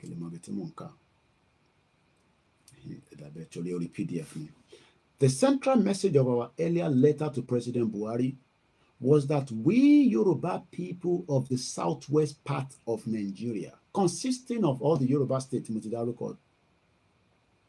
an estimated total population of 60 million, desire to exercise and assert our self-determination as an indigenous nation, and therefore to constitute out homeland in Nigeria into a Yoruba sovereign state. Afe opt out. Ìyẹn làwọn kan ṣe ń ṣe analysis òfò, analysis jàgbàjàgbà, analysis olè, àwọn jẹgúrújẹrá, àwọn ẹ̀gbọ́n olè, àwọn bàbá olè, àwọn olórí burúkú. Wẹ́ àwọn grandma mi kan, wọ́n ní Koiki, wọ́n bá grandma mi kan sọ, ó ní olórí burúkú ni wọ́n. Wọ́n ní Koiki ò tí ì rí tí málà kan sọ tó ní káwọn kólúkálukú máa lọ fún self. Mo ní mo ti rí mọ́mì ṣe mọ̀ pé mi náà máa ń tètè rí nǹkan bẹ́ẹ̀ yẹn. Wọ́n ní bọ̀tà àwọn tọ̀dọ̀ tiwa. Àwọn olè bí àṣà bàbá Èkìtì. Àwọn olè àwọn fọ́ grandma mi àṣegbà tí grandma mi máa ń sọ pé Koiki kọ́nà fọ́run kẹ̀yà yẹn. Àwọn Edu family, Edu ló fẹ́. Tó bá mọ àwọn Edu, àwọn lọ ní Ẹ̀pẹ́, Papa SL Edu, bàbá yẹn ti ṣaláìsí. Owó ṣìgìdì wà lọ́wọ́ ẹ̀. Papa SL Edu. Grandma mi á ní kí n multiply. Ẹ mọ̀ pé 4190 wà tipẹ́. A ní multiply it by 2. Ìlú olè, ìlú jẹgúrújẹrá, ìlú gbéwiri bí àṣà lágbájá 200 mumu people. Ká máa sùn ká máa jí. Mo kí ẹ Nurudeen Akínmóyèdè. Gbọ́n kan tí Málà yìí sọ, pàtó wa lọ gbọ́n tí olórí burúkú Shettima sọ ní United Nations tó olórí burúkú ni àwọn kì í ṣe olórí burúkú òun lolórí burúkú torí pé tó bá jẹ́ pé a ti bẹ̀rẹ̀ sùúrùtù ó ṣeéṣe kó má dé United tó bá máa fi dé United Nations gan á sọ fún wọn pé kó tètè wá pín Nàìjíríà ṣe rò pé àwọn Biafran ṣeré àbí ṣe rò pé àwọn náà ṣeré ó sì dàbí eré ni it will affect every one of us when the time comes kò sẹ́ni tó ní affect because ìlú yẹn ò ní wà governable when the time comes. Kò ní wà governable. Ìwọ expect pé kí crisis bá ṣẹlẹ̀ kí ìlú kan wà governable ni kò ní wà governable. Lọ bèrè lọ́wọ́ Amẹ́ríkà gan gbogbo wàhálà tó rò pé àwọn lè ṣe fún Afghanistan wọ́n dúró dè wọ́n fún 20 years wọ́n gbàjọba lọ́wọ́ wọn lọ́wọ́ padà. Ọ̀sán kan òru kan ìlú wa láríta Amẹ́ríkà the last flight tó jáde ní Afghanistan ráwọn èèyàn kan ta bọ́lẹ̀ àwọn tó bí àwọn èèyàn rò pé táwọn bá ta mọ́ plane tó bá dókè á sì máa gbé àwọn lọ bẹ́ẹ̀ wọ́n ń já bọ́lẹ̀ ní Amẹ́ríkà ibi tẹ́tí máa mọ̀ pé humanity is wicked. People were rushing because that was the last flight to kúrò ní àwọn yẹn fún wọn ní deadline ní the Afghanistan àwọn Taliban fún Amẹ́ríkà ní pé after 21 tàbá sì rí yín ní bíbá Amẹ́ríkà ò lè kó gbogbo nǹkan jáde wọ́n fi helicopter wọ́n destroy àwọn kankan wọ́n fẹ́ kódà owó gan wọ́n gbàgbé sí Afghanistan wọ́n sá lọ ìyẹn lọ bẹ́ẹ̀. The ìjà guerrilla warfare àwọn America ti one of the I can't remember now the country Taiwan or something like that. You can't win an ideology. You can't. You can slow it down but you cannot win it. So if Tinubu and Chetima think they can win this fight of people asking for self-determination, which is in tí òun náà sọ, pé jẹ́ agbọ́ntàrẹ̀ wáyé sọ fẹ́yàn máa lé ọmọ Yorùbá ẹ̀yin ò lè ẹ ṣì ń wá kí Tinubu pè yín kẹjọ máa jókòó fò kó máa sọ fún yín pé ṣé regional ilẹ̀ fẹ́ ó dáa ẹ jẹ́ kọ́kọ́ fi yín sọ́tẹ́ẹ̀lì kọ́ dẹ̀ fún àwọn ọmọ síbẹ̀ kọ́ dẹ̀ fún yín champagne tẹ̀ bá dẹ̀ ń lọ kọ́ gbé Ghana must go fún yín bomb bastard ẹ fi máa fi wá mílíkì owó lẹ ṣe ń pariwo self determination lẹ ṣe ń pariwo restructure àti regional Haruna ní méjèèjì restructure regional olè ẹ̀gbọ́n tẹ́lẹ̀ ìsọ nísìnyí. Hello, good morning, good afternoon, good evening. This clip is titled Alleged Regional Government Bill in Circulation, if true, overtaken by events. A document alleging to be a bill submitted by Bola Tinubu to the National Assembly seeking to revise and to amend the 1999 Constitution and give regions independence from the central. In other words, going back to regional government arrangement. It's in circulation all over the social media. If this bill is true, and I hope it is true, my message is clear that the bill has been overtaken by events. What preponderance of Nigerians need now is not regional government, but they want an independent country of their own. Regional government belongs to the past. Currently, the agitation is for self-determination. Okay. For all regions, ethnic nationalities wishing to have their own country. Anything short of that is children of the wild goose. And will not pass the passage of time. I will not see the daylight. Indeed, what Nigerians are going through now, the way and manner we are being collectively mismanaged. We are being assaulted. We are being pauperized. We are being reduced into pitiable combustible materials. We are being reduced into beggars, into slaves. By the Bola Tinubu regime is emboldening many of us who were formerly against breaking of Nigeria into smaller nations. We are now reversing ourselves. Majority of us, including myself, who was formerly against smaller nations out of Nigeria, is now fully committed to having Nigeria broken into different countries out of choice or out of compulsion, so that we can go and manage ourselves in our own way, in our own speed, in our own style, cognizance of regional integration, our culture, our beliefs, our socialization, our meaning, if you like. We are tired of a central government where everybody has been made to become a slave. Everybody has been used, except the few who are milking the country high, empty, and dry, who are stealing our collective patrimony, collective resources, who are sending us fear and terror, who are deceiving us every day, every night, every hour, every week, every month, all year through. And therefore, those who are thinking that a bill to take Nigeria back to the are doing any favor, they are making the biggest mistake. That is not what Nigerians need. What Nigerians need is dissolution of Nigeria into smaller nations, out of choice or out of compulsion, in peace, not in pieces. Anything short of that will not see the light of the day, will not address the current challenges, will only be postponing the evil day. Enough for the wise.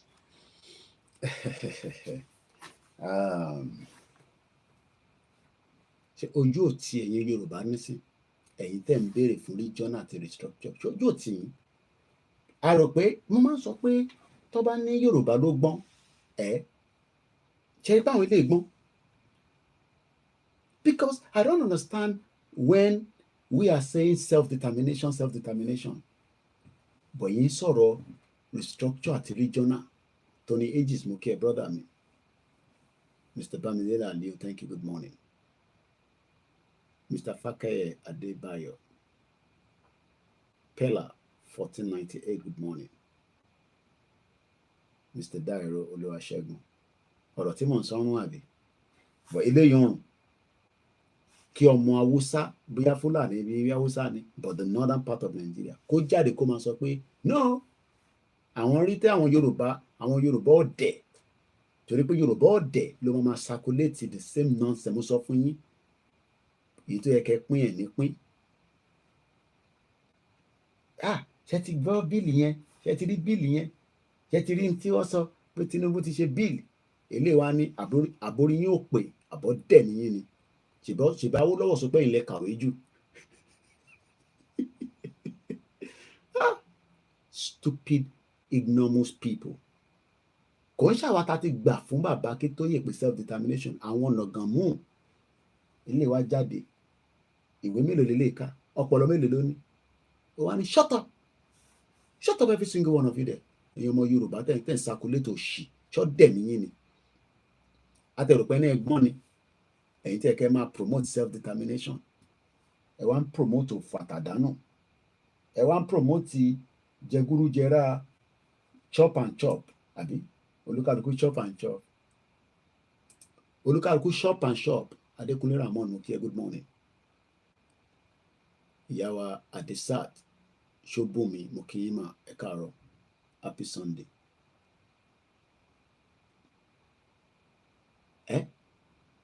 We will expect that Yorùbá ló yẹ kó ní ọpọlọ láti dúró lórí self-determination. Àwọn nínú Koiki ká kọ̀kọ́ fi yẹn ká imagine àwọn ọ̀dẹ̀ a ní ká gbà nǹkan kúrò lọ́wọ́, ká gba ẹ̀rọ pé mi kúkú mọ̀wé pa, ká gba tó wà lẹ́nu wọn ká gbà kúrò lẹ́sẹ̀kẹsẹ̀. Wọ́n ní no, Mr. Abiodun Oyewale ní ǹjẹ́ àti wọ one chance báyìí. Nígbà táwa ní kí gbogbo wa wà lórí kátẹ̀wá jẹ́ different unit, torí a mọ̀ pé unit kankan lolúkálukú fi dẹ́wà ẹ̀fí wà pálẹ̀ bàbá Akíntóyè, àbí ìyẹn náà ni gbogbo òfàtà dánù tó lórí burúkú 2x2 tó kó dé tó dárin àjòrò tó nù wá ṣiṣẹ́ òun wá ṣiṣẹ́ fáwọn ọmọ Yorùbá ni mo ná wèrè nígbàlẹ̀. Ó ti Kúnlé Bakers, owó tó ń fún mi yìí ó ń dùn mọ́ mi nínú gbogbo ìgbà. Ó ṣe gan ni mo mọ̀ pé tó bá ní jù bẹ́ẹ̀ lọ wà máa fún wa, kò ní tán níbẹ̀. Gbogbo ibi tí gbogbo yín ti ń náwó mú owó fún wa tẹ̀fín sọ pé Koiki èèyàn mo dé street lánàá orí mi gan wú gbẹ̀ngbẹ̀ nígbà tẹ́gbọ́n kan súnmọ́ mi. Ó ní mo dúpẹ́ lọ́wọ́ ẹ̀, mo ní ẹ má dúpẹ́ lọ́wọ́ mi, ẹ jẹ́ a dúpẹ́ lọ́wọ́ Elédùmarè tó tèmi ò bá ṣẹ́ lómi àdìde. Bọ̀ lọ́wọ́lọ́wọ́ bàbá aláṣọ funfun kò dìde ní Ìgbòho ṣe dìde. Ìjà Yorùbá ò ṣe é jà àfi kọ́ máa wáṣọ funfun kiri kọ́ máa nà pamọ́lẹ̀ ìgbìgì. Àwọn dẹ̀ ló jẹ́ kó jẹ́ wọ́ríọ̀ wa tó ń pa wá. Bọ́ọ̀ tẹ̀ tí fún Ìgbòho láyè kó wọnú igbó, ó ń fi ohùn sílẹ̀ Fúlàní yàgbẹ́ káàkiri nílẹ̀ Yorùbá. Kò lè yé ẹ̀yìn ṣé gbogbo nǹkan lè fẹ́ ká máa sọ lórí social media. Ọmọ Fúlàní wọ́n sọ fún wa pé ṣẹ́yìn ọmọ Yorùbá ìṣómùgàn nìyí ni. Ìgbòho àti bàbá Akíntóyè ń pariwo fún self-determination, ẹ wá gbọ́n tó lórí burúkú ọmọ àlè Fúlàní àmọ́ bí tí gbogbo wọn ti wá. Bẹ́ẹ̀ni Mr. Abiodun ní Koiki àti wọ one chance tipẹ́tipẹ́, because everybody should be on the same stand for self-determination. Ẹ jẹ́ àgbọ̀n tí wọ́n lọ sọ ní United Nations. Today, we are all witnesses to the heart-wrenching situation in Gaza and other Palestinian territories. We cannot discuss war and peace, conflicts and resolution, or humanitarian imperatives today without reflecting on the Israeli-Palestinian conflict that has been raging since 7 August last year. Of course, the conflict predates this period and has been simmering for a better part of half a century. What it says us is that the international community has failed to live up to the spirit and aspirations of the United Nations to raise the wall of inequality, violence, and domination of one people by another. Justice is antithetical to rebellion. Vice President. Freedom is an inalienable right and a natural entitlement that cannot be denied to any people. The Palestinian people. Kò ní ṣoríire fọ́rọ̀ tó sọ yìí. àwọn alálẹ̀ máa pa gbogbo yín ni, kò ní ṣoríire. Ó ní freedom is an inalienable right. Ẹ dẹ̀ fẹ́ pa Ìgbòho fún freedom nínú Nàìjíríà. Rẹ́rẹ́ máa rún tásìkò bá tó. Ṣẹ̀rí pé reason mo sọ pé kálukú lọ múra ogun nígbà tásìkò yẹn bá máa tó. Ogun kan ni mò ń jà lọ́wọ́lọ́wọ́ tó ń pè ní mídíà. Ẹ rò pé mo ti sùn àbí? Koiki ò dẹ̀ jáde látànà. Àdẹ̀ ti miss Koiki o. Akíkanjú ni. Tí bá gbọ́hùn Koiki inú mi máa ń dùn. Mo bá tún nígbà tí èmi náà bá ìyàwó mi àjọ jókòó fún 1 hour. Bẹ́ẹ̀ ló ń fọṣọ. Èmi ti sùn lọ. Mo kàn tají náà ni pé ìyá yóò tí wà orí bẹ́ẹ̀dì ní kí ló dé tẹ̀rí nǹkan fọwọ́ gbá. Bá dìde bá rí pé ó ń fọṣọ ni, aṣọ àwọn ọmọ school. Kẹ̀yìn àwọn ṣe ilé yóò ní orúkọ lára. Sórí white town wọn wọ̀ lọ sí school born bastard. Gbogbo white yìí ó ti di gíràn ní Nàìjíríà. Ti fọ gbogbo ẹ̀ wọ́n rùn dáadáa. Ó bá dé tílẹ̀ bá mọ̀ èmi náà gbáyàn lé lórí. A máa pín ni. Má support ìyàwó ẹ̀ nínú ilé. Orí social media láti máa parí ìjà yín. Born bastard. Ó ṣẹ̀dé ìlú òyìnbó. Ìyàwó ẹ̀ ló máa fọṣọ. Òun náà ló fẹ́ kó ayọ̀n ẹ̀. A tún dáná fún ẹ. Àbí wàá tún ṣe jigijigi. Ó fi pa kẹ́tẹ́kẹ́tẹ́. Torí kò ti lọ tọrọ ẹ̀ lọ́dọ̀ ìtorí wàá lọ tọrọ ẹ̀ lọ́dọ̀ àwọn family ẹ̀ kan. You are a crazy man. Kò ní dá fún ẹ. Ìlú òyìnbó ló ń pe bíbà kò ń ṣe Nàìjíríà. Nàìjíríà lẹ ti lè máa ṣe gbogbo jágbajàgba òṣì yẹn. Ìlú òyìnbó là ń pe bíbà. Ó fọ ti fọ gbogbo ẹ̀. Gbogbo ẹ̀ ló ń rùn dáadáa yìí. Gbogbo ẹ̀ ló ń rùn dáadáa yìí. Tílẹ̀ bá wa mọ́ èmi náà wá gbáyàn lé lórí. Èmi náà gbáyàn lé lórí. Ẹ máa pín ní tó bá fẹ́ settle home. If not ìjàlẹ̀ máa jà. Okay àwọn ọmọ tí yàn lọ sí school nílé pẹ̀lẹ́. Bọ̀tọ́ bá ń ta gúgúrú náà máa support ìyàwó ẹ̀. Máa bá di gúgúrú. Kẹ wá gbélé ọmọ yín lórí kó máa kiri ẹ̀. Èyí tí mọ́tò bá dẹ̀ gbádànù ó dé orí ìvọ́à lórí game show. Ọmọ yìí ní Dangote kò wá nu mọ́tò ibi tó dúró sí ní Dangote truck ti wá kọlu nígbà tẹ́ ẹ̀ ṣe brake service. Kò sẹ́ mọ́tì lórí mọ́tò. Wọ́n wá drop wọn sí orthopedic hospital kan ní Sango Ọ̀tà. 100,000 síbẹ̀. Wọ́n lọ́wọ́ padà wá. Ẹ̀yìn adé máa ní Dangote lówó. Ní kúre bẹ́ẹ̀ ṣe ń sọ pé Dangote lówó kò ní dá fún gbogbo yín. Mo wá wọn ọmọ yẹn ń sunkún. Ìkan tó wá náà bẹ́ẹ̀. Bèbí tó ń ṣe show yẹn gan lè take ẹ̀. Ó gbọ́dọ̀ kúrò lórí kámẹ́rà kó má lọ máa sunkún. Ìbí mi náà máa ń sunkún tẹ́lẹ̀. Èmi ò sunkún mọ́ nísìnyí. Ẹ lọ máa múra fún jà lèmi fẹ́ nísìnyí. Ta ló máa sunkún òfò lórí program. Tí bá tẹ̀ máa sunkún màá sùn yẹn sẹ́yìn. Koiki má dagúnlẹ̀ o ẹ̀yin olóṣì. Eléyìí sọ̀rọ̀ freedom. Mo sọ fún yín pé wọ́n ń ta freedom lójú ẹlẹ́gbàá. Ó ń sọ̀rọ̀ freedom fún Palestinian. Àwa ń pariwo freedom fún àwọn Yorùbá. Àwọn Yorùbá ní kí n shut up. Bẹ́ẹ̀ni ẹ̀gbọ́n mi Tony Ages Buhari náà sọ the same thing. Buhari wà London mi ṣe bá yín sọ̀rọ̀ báyìí ó lòṣì dead or alive. Ìwọ fi gba visa kọ́lọ̀ ń jẹ́ kí gbogbo ẹ̀yin tẹ̀ ń wá visa lókan sí lókan kọ́lọ̀ ń fún yín kó tẹ̀ lọ wo ohun tí mò ń tẹ̀ ń sọ pé kí ni bọ̀bọ̀ ìmá tẹ̀ ń pariwo Yorùbá nation tó bá kódà láti airport ìlú yẹn lọ́ọ́ tí máa sọ fún ẹ pé welcome you're welcome to our country. But kó tó kúrò Nàìjíríà wàá máa dààmú ẹ especially tó bá jẹ́ first timer. Where are you going to? How did you get your visa? I'm a béèrè question òfò. Mo kí bọ̀dá mi ẹ̀gbọ́n mi Adéyẹmí Ọláyẹmí. Ẹja gbọ́n tó lórí burúkú ìsọtẹ́lẹ̀. Ó ń sọ̀rọ̀ freedom fáwọn Palestinian. Àwa ń sọ̀rọ̀ freedom fún ẹ̀yin láti 4 years ago. Ṣèbẹ́ ẹni Koiki má dógúnlẹ̀ o. Má dógúnlẹ̀ o. O lè wà nílùú òyìnbó kó fẹ́ dógúnlẹ̀ o. Ogun ebi fẹ́ pa gbogbo yín báyìí. Ogun ebi hunger olówó worst jù láyé yìí. Ẹni tó bá jẹun kódà bọ́tẹ̀ fún ẹ lóúnjẹ wàá jẹ. In a land that is precious to us lórí ilẹ̀ yìí náà gold wà ń bẹ mineral resources wà ń bẹ àárí kankan fi ṣe. Ẹ wá wò ìyà ẹ wò ṣì nílẹ̀ Yorùbá. Jagbajagba jogbojogbo nothing is working. After 64 years tó bá di Tuesday nísìn Tinubu wèrè ó náà ti fún wọn ní Tuesday as a bank holiday. Kí ni ìyàtọ̀ bank holiday? Ìbójoojúmọ́ lẹ́ ń ṣe bank holiday ẹni iṣẹ́ tẹ̀ ń lọ tẹ́lẹ̀ ni. Ojoojúmọ́ ni bank holiday Nàìjíríà níbi kankan tẹ̀ ń lọ náà. Okay, níbo lẹ ń lọ. After your youth service, níbo ló lọ? Ìsọ̀bi tó lọ fún mi. After the youth service tó ṣe ní Nigeria, the youth service tó ṣe, where have you been after your youth service? You've been nowhere. Kàn sùn jí. I know submit application fún iṣẹ́. Níbo ló iṣẹ́ náà wà? Buhari sọ fún wa pé Coca-Cola máa gbé 1 billion investment wa. Wọ́n kàn to replicate the same thing. Wọ́n yá Ọba Tinubu ya picture the same thing lọ́sọ̀. Àwọn kan ti challenge wọn nísìnyí pé Tinubu ṣọ́ dẹ̀ ni wọ́n ni. Coca-Cola the same thing tó sọ fún Buhari náà ló ń sọ fún wọn. Ẹja padà sẹ́yìn ká gbọ́n tẹ́lẹ̀ sọ.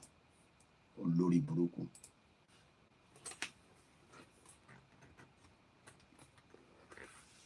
Lọ ṣe tó gbèsè àmì jáde. Àbọ̀ they are close ẹ̀ka tó ṣe again. Ṣètìmá ni tó bá mi tó sọ̀rọ̀. We are all witnesses to the heart-wrenching situation in Gaza and other Palestinian territories. We cannot discuss war and peace, conflicts and resolution, or humanitarian imperatives today without reflecting on the Israeli-Palestinian conflict that has been raging since 7 August last year. Of course, the conflict predates this period and has been simmering for a better part of half a century. What it tells us is that the international community has failed to live up to the spirit and aspirations of the United Nations to reach the goal of inequality, violence, and domination of one people by another. Justice is antithetical to revenge. Freedom is an inalienable right and a natural entitlement that cannot be denied to any people. Did you hear that? This man is talking about freedom is an inalienable right. Only freedom. Shetima ní freedom is an inalienable right. And yet, that right is not respected to the Biafra and the Yorubas. And some Nigerians want us to keep quiet. You want us to keep mute. Abibeko. You want us to stay stupid when Shetima is now talking about the same freedom that Babakitoye is asking on our behalf. If I believe Muke sister me, something is wrong upstairs in our medulla oblongata. So Shetima can talk about freedom for the right of the Palestinian. No, mama, pa no, mo fẹ́ kẹ́ rí ojú ẹ̀ dáadáa ni.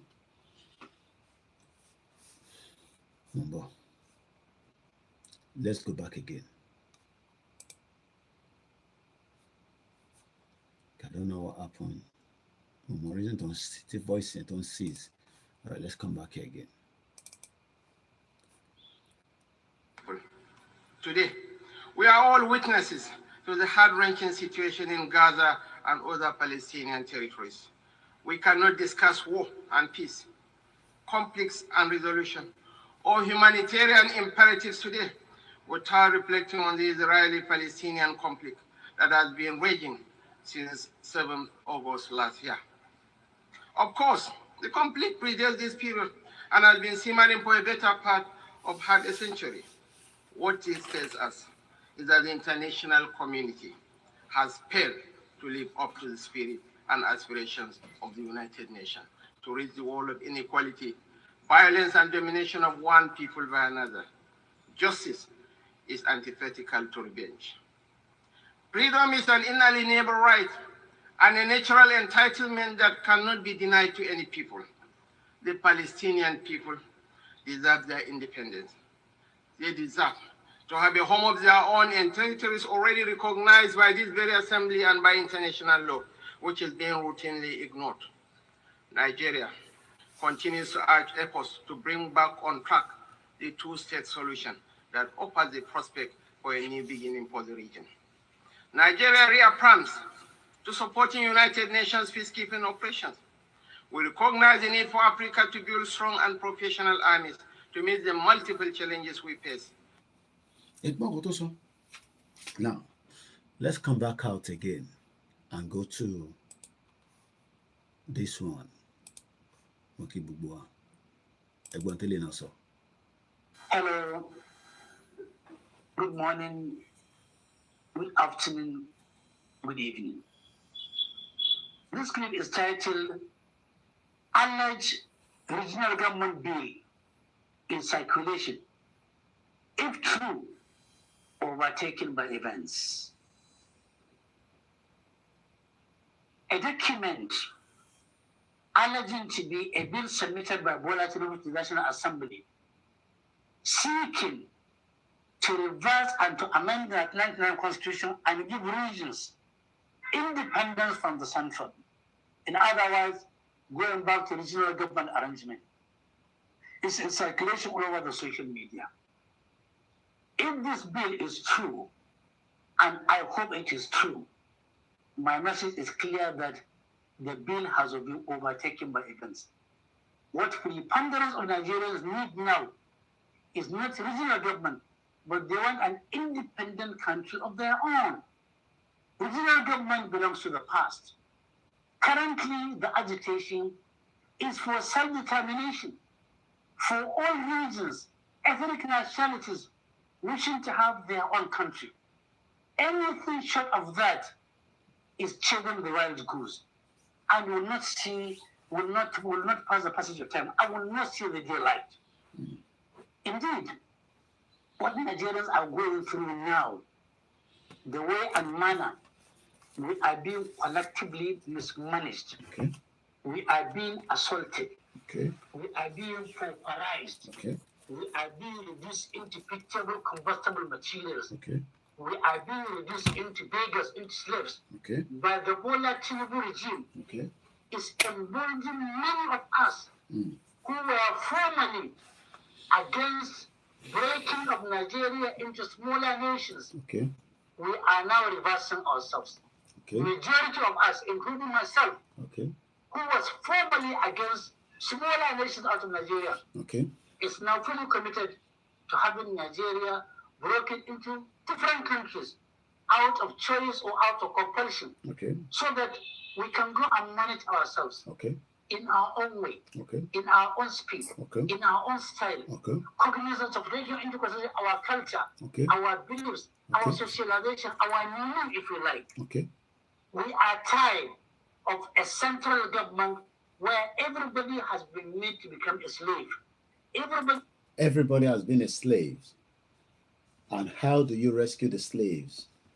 I only have about 20 minutes because I'm going to end this program on 2 hours. I just want us to remind ourselves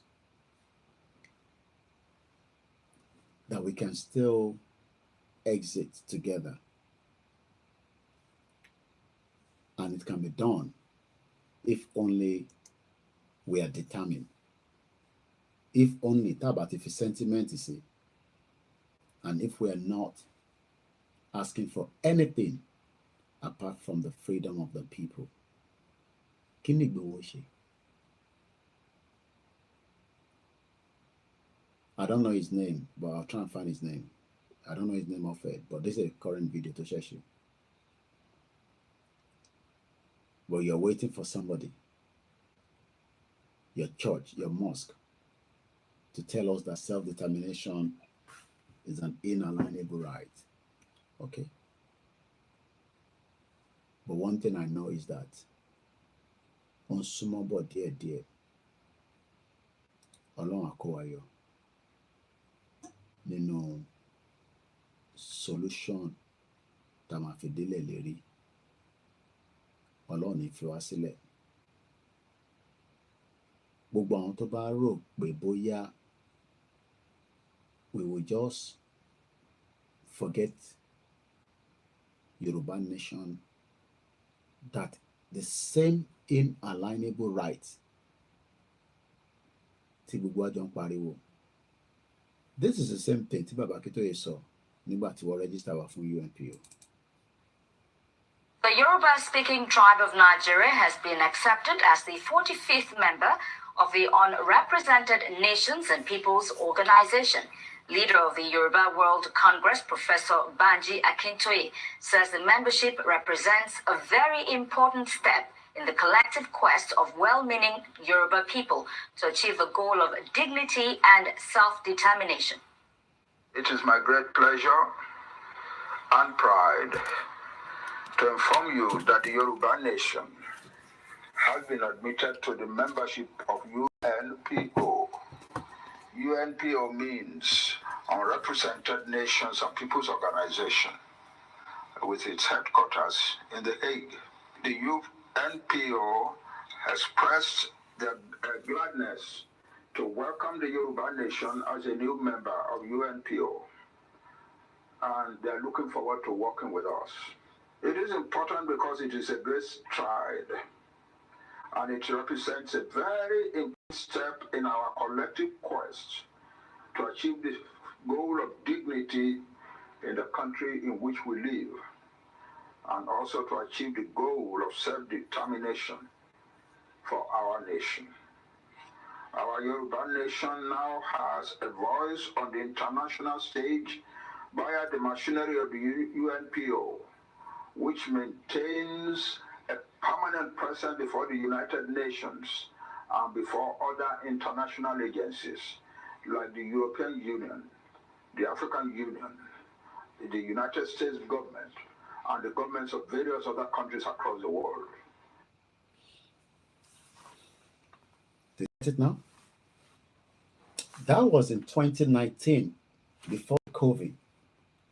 Ni Baba Akintoye register wa sí abẹ́ UNPO. It's not UN or United Nations, but it is just a platform that was needed for us. And if you're one of those still thinking that election will work in Nigeria, Senator Manso, can I just quickly clarify? Did I hear you say that you helped rig elections before now? Let me tell you one thing. Yes, I did, because I'm now confessing the truth. Look, what do I mean? I don't have to go and change election, but you know, when you provide money, you give money to INEC boys to help you if they see any chance that they should favor you. You provide money to the security.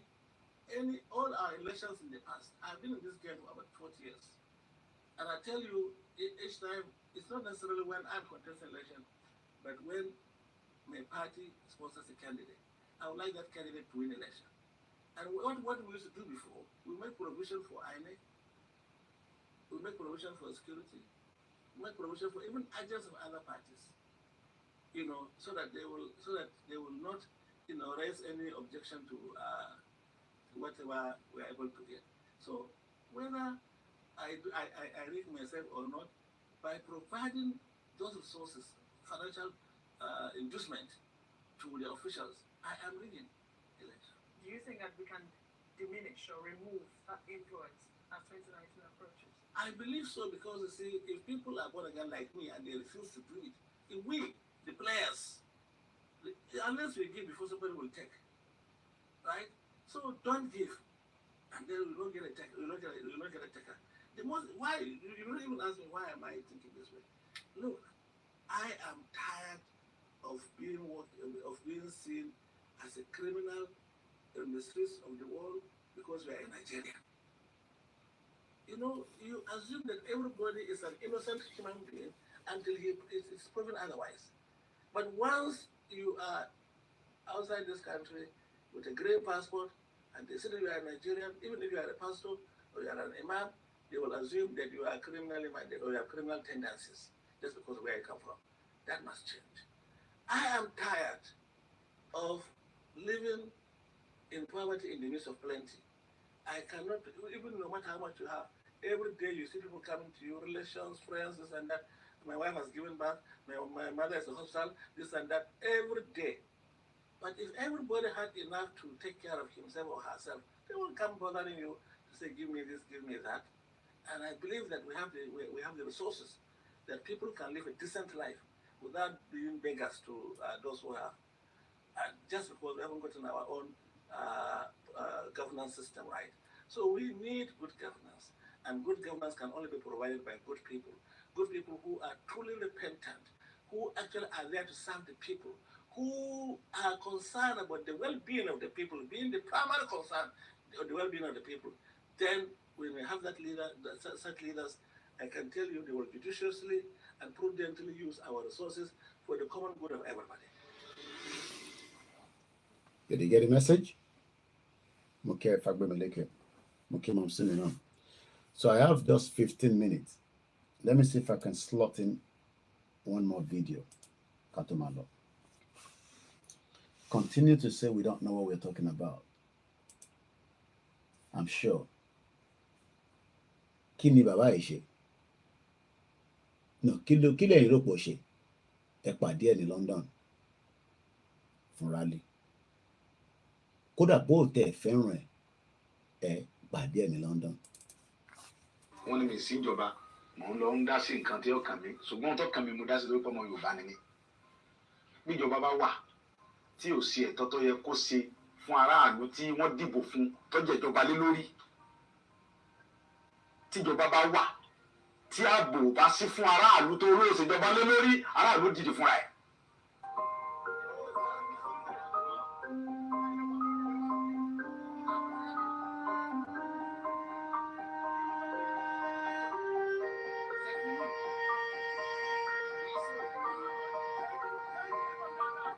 Kì í ṣe pé mo pàṣẹ àbí mo dédé pàṣẹ àbí mo kàn sọ nǹkan tí ó wá látọkàn mi.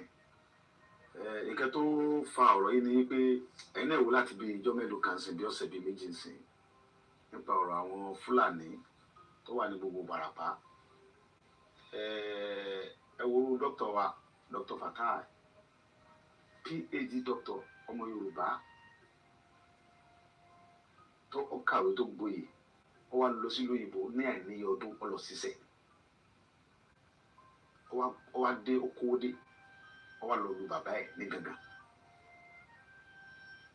Ó dá oko àgbàdo, ẹ̀gẹ́, iṣu, oríṣiríṣi nǹkan, soya beans. Ó dẹ̀ gba ọmọ wa ní gangan bẹ́ẹ̀ náà sí bẹ̀rẹ̀ pẹ̀tẹ́ tó ń bá ṣiṣẹ́. Fúlàní wá jẹ oko ẹ̀. Ó wá gbéra láti lọ bá àwọn Fúlàní sọ̀rọ̀, láti lọ bá Sẹ́ríkì Fúlàní pé ẹ wá wo ohun tí àwọn ọmọ yín ṣe lórí oko mi, kò yẹ kó rí báyìí lórí ilẹ̀ bàbá mi. Wọ́n dẹ̀ dé lókun ibẹ̀ náà, wọ́n dẹ̀ sápá. Àìmọye èèyàn bẹ́ẹ̀ tá a lè mórúkọ wọn làwọn Fúlàní yìí bẹ́ lórí tó pa wọ́n. Wọ́n jí àwọn kan gbé, ẹni tó bá gbowó tó kéré lọ́wọ́ rẹ̀ wọ́n gba 7 million, wọ́n gba 10 million, wọ́n gba 11 million lórí ilẹ̀ bàbá wa. Ọ̀rọ̀ yẹn dùn mí, ó bà mí lọ́kàn jẹ́ gan. Pé tá a bá torí pé tó Ọlọ́run gbà bá wa, àwa ará àwọn ọmọ tí ń tẹ̀lé wa tó ń ṣààbò fún wa, àwọn tí ọ̀lẹ́ni tí ó tẹ̀lé wọn ń kọ́. Ìdí nìyí tó mú mi lọ síbẹ̀ yẹn. Ìgbà tí mo dẹ̀ débẹ̀, ohun tí mo lọ fún ni pé láti lọ bá a. Pé sógun tí ń ṣẹlẹ̀ yìí lórí ilẹ̀ wa sọ́dá, ẹ ti ń gbé pẹ̀lú wa, a dẹ̀ fàyè gbà yín, a bá yín jà, a ṣe nǹkan jàmbá fún yín. Ọ̀rọ̀ ni mò ń bá Sẹ́ríkì sọ̀rọ̀ làwọn ọmọ rẹ̀ yóò bọ́ sí mi. Mo gba ìbọn yẹn lọ́wọ́ ìkan. Ìkan yọ àáké àgbà, ìkejì tún yọ ìbọn mi. Ìyẹn ti ẹ̀ yìí, ẹni bá wọnú fídíò yẹn tó bá fídíò wọn, ó yin ìbọn yẹn sí mi. Kí n tó lọ́gbà yẹn mọ́ lọ́wọ́.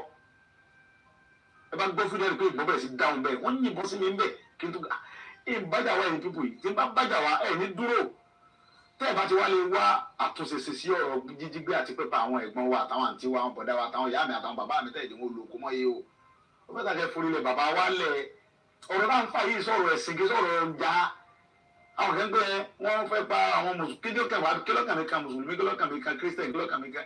Gbogbo táwọn ń fà yìí èmi ò ní ìdí kankan, àlàáfíà Yorùbá ni mò ń wá, mi ń fẹ́ kankan bẹ́ẹ̀. Wọ́n dúnkokò tọ́pọ̀ jù.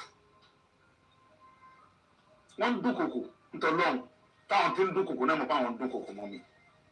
Ṣùgbọ́n ohun tí èyí jẹ́ kí ẹ̀rù bà mí ni pé ó ń bẹ nínú Bíbélì pé tí ẹ bá ń jà fún ẹ̀tọ́ ẹ̀ lórí nǹkan bàbá rẹ̀ tó bá kú síbẹ̀ kò sí nǹkan kan. Torí pé wọ́n mọ̀ pé gbogbo nǹkan tó ń ṣe yẹn fúngbà díẹ̀ ni. Wọ́n dúnkokò àti bí ìjẹrin tọ́lọ́ ti ṣẹlẹ̀ sí ni wọ́n ti ń pè mí àwọn fẹ́ wá wọ́n máa arrest mi wọ́n ti ń send message oríṣiríṣi pé wọ́n fẹ́ wá mi nílé ẹ̀rù kẹ́kọ̀ọ́ sì bá mi.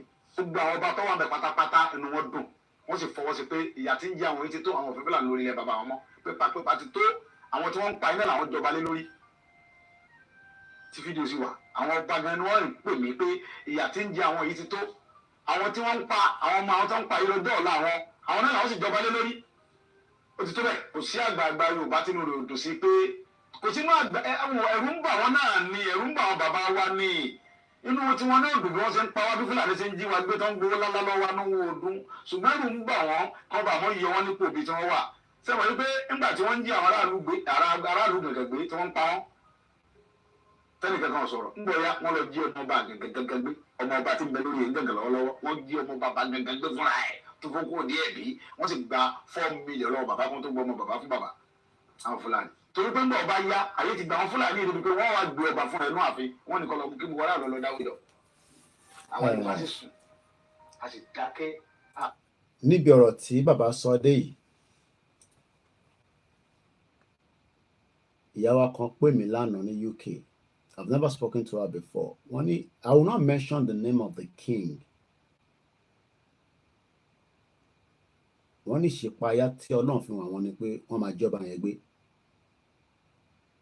Wọ́n dárúkọ ọba yẹn fèmí o, but I will not mention it on the live show. Wọ́n dárúkọ ọba yẹn fún mi. Wọ́n ní ìṣípayá tí Ọlọ́run fi wọ́n máa jí ọba kan gbé láìpẹ́ yìí.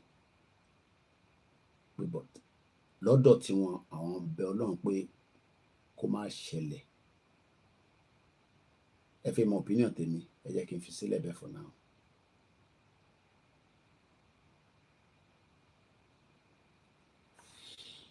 Mo kí ọmọ Adéyẹmọ Ìgbòho ṣá. Ẹni tó bá rò pé ó lẹ́tọ̀ọ́ tí ẹ dẹ̀ ní ààyè tí kò ń ṣe pé ìjọ on the 12th of October 2024 ní aago 10 níwájú BBC Broadcasting House. Tí ẹ bá wọ bus 12 láti South East á drop yín síbẹ̀ 14888 ẹ̀yin tẹ́ ń bọ̀ lórí train Saturday ní o dinner níjọ́ Friday at £100. Ẹni tó bá wá rò pé bóyá òun náà lè ra fleece tí mo lọ kó wá lánàá sínú ilé tèmi fáwọn tó ti rà 17 mo drop 6 sí ọ́fíìsì ẹ̀gbọ́n mi Amọ̀dẹ̀májà bọ́ mo bá wọn torí wọ́n ti dé sí shop ní Duxton kọ́lọ̀ bá wọn pẹ̀lú ẹ̀gbọ́n yẹn àwọn lọ ní sunshine moon ní Duxton níbi táwọn èèyàn ti ń jafẹ́. I'm sure pé ẹ̀gbọ́n yẹn ti ronú pé kóun ṣerú kan bẹ́ẹ̀ sílé tọ́pọ̀lọpọ̀ náà ti ṣe ká dá bar sílẹ̀ restaurant àwọn kan ṣe o tẹ́ ń ṣe mú jẹ́ but for how long tàbá wà ní Nàìjíríà so mo dúpẹ́ lọ́wọ́ Amọ̀dẹ̀májà wọ́n raṣọ láti ṣó pé àwọn náà ń bọ̀ ẹni tó bá wà engage ní Saturday yẹn kò sí nǹkan tá lè ṣe sí but tẹ́ bá feel pé ó jẹ́ kẹ́ wá látara gbogbo tí Ìgbòho sọ yìí tí Ìgbòho fi ń sọ̀rọ̀ lé lórí òǹlé. ọwọ́ mi ni ó ẹ wò ó ilé fi mú kẹ̀kẹ́ mọ́ ilé fi mú jẹ́ lẹ́nu ilé dásìkò tó gbọ́.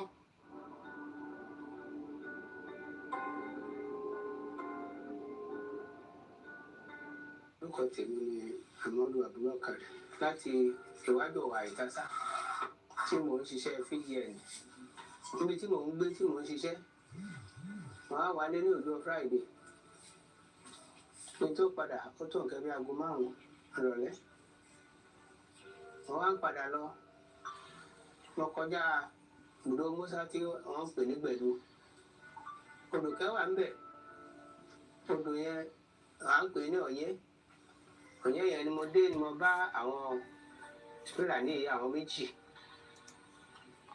wọ́n sì wà lójú odò wọn mọ mi èmi bá fi kọjá kíkọjá tí mo kọjá lọ tẹ́ wọ́n pẹ́ ni wọ́n bá gun mọ́tì nù wọ́n bá mi lójú ọ̀nà wọ́n sì kọjá wọ́n bá lọ èmi lè sáà ń lọ mi tí ì débi tí mò ń lọ nígbà tí màá wò tí màá rí mo bá tún bá wọn lójú ọ̀nà wọn tán dúró wọn ò bí mí ní kankan èmi náà ò sì bí wọn ní kankan tó èmi bá kọjá mò ń lọ nígbà tó pẹ́ ó sì ti ilẹ̀ sì ti ṣú àti tẹ́lẹ̀ ìgbà tó pẹ́ wọ́n bá sá bá mi níyà tí wọ́n fẹ́ yà mí báyìí wọ́n sì bẹ̀rẹ̀ sí sàmì lórí ọ̀kadà ni lórí kò síbọ̀ lọ́wọ́ wọn àfi gbà pa ẹni tó jókòó lẹ́yìn onítìbí yẹn òun sàn sàmì ní mo bá sáyé páàkì tí mo páàkì tí mo ní kí n rébọn ní èjìká mi báyìí wọ́n sá ti rí pé ọwọ́ mi kẹ́ ti bọ́lẹ̀ mo sá sáré pé kí n fi ọwọ́ kẹ̀ yókù kí n fi yin ìbọn àwọn méjèèjì wọ́n sá bẹ̀rẹ̀ sí kó àdábò mi ọwọ́ tí mo ní mo fi gbé bọ́ báyìí wọ́n fa ìbọn mọ́ mi lọ́wọ́ wọ́n ti gé ọwọ́ mi kan yòókù náà wọ́n sì gba ìbọn yẹn tẹ́ bẹ́ẹ̀ ni wọ́n ṣe tọ́ọ̀nù ọ̀kadà bí wọ́n ṣe lọ nìyẹn so mi ò rí jù bẹ́ẹ̀ lọ ẹ̀yin ọmọ orílẹ̀-èdè Nàìjíríà mo ti di aláàbọ̀ ara ẹ̀yàn mi lọ́wọ́ olúọmọ mo níyàwó ilé jẹun mọ́ tí èèyàn bá fún mi lọ́jẹ́ ọwọ́ mi ni ó ẹ wò ó ilé fi mú kẹ̀kẹ́ mọ́ ilé fi mú jẹ́ lẹ́nu ilé dásìkò tó bọ́. nǹkan yẹn ó bà mí lọ́kàn jẹ́ kódà mo ṣe gbọ́ bẹ́ẹ̀ mo sì gbé lọ ní òògùn mo lọ sọ fíìtù mo lọ wo tó ti bà mí lọ́kàn jẹ́ pé. kò bá yín lọ́kàn jẹ́ náà tí Koiki lẹ́ ń sọ Koiki tí Fúlàní ò ní ṣá lọ́wọ́ ní UK kò possible bẹ́ẹ̀ bá tẹ̀sà ogun yẹn kò lè possible nù Fúlàní ṣe máa wá ṣá mi lọ́wọ́ níbí báyìí ibo mo fẹ́ rìn tí máa fi pàdé Fúlàní tó gbé sàn dáadáa ní á jẹ́ pé UK ti compromise nìyẹn mò ń béèrè ní níbo ni Fúlàní ti fẹ́ pàdé mi tó máa fi sàǹdà ṣá mi lọ́wọ́ tí màá máa sọ pé ọwọ́ mi rèé o mo lè fi mú kọ lọ sẹ́nu mọ́ kódà mo lè fi bọ́ pátá ìdí tẹ́ gbọ́dọ̀ ṣe jáde ká wá support olóyè Ìgbòho èmi lè rò pé fẹ́ wá support èmi kọ́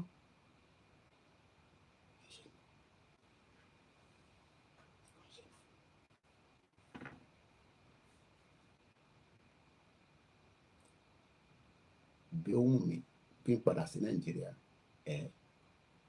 màmá gbádùn ayé mi mo gbádùn ẹ̀ bẹ́ẹ̀ níjọ́ kan tá a wá sí Nàìjíríà ní yẹ́ kan tó bá tẹ blọọkì eléyìí pé wọ́n ní jẹ́ kí ó wà lórí platform nítorí soundtrack tó wà nínú ẹ̀ ẹ̀kọ́ fẹ́ lè fi ṣe gbádùn fàájì kan tí mo wá ṣe Nàìjíríà nígbà tẹ́ ẹ̀ tí mọ̀ mí dáadáa èmi náà wá Nàìjíríà mo wá ṣe fàájì ó mọ̀rú fàájì yẹn bó ṣe rí lélẹ́yìí. mo kí gbogbo wa ká tó parí ètò.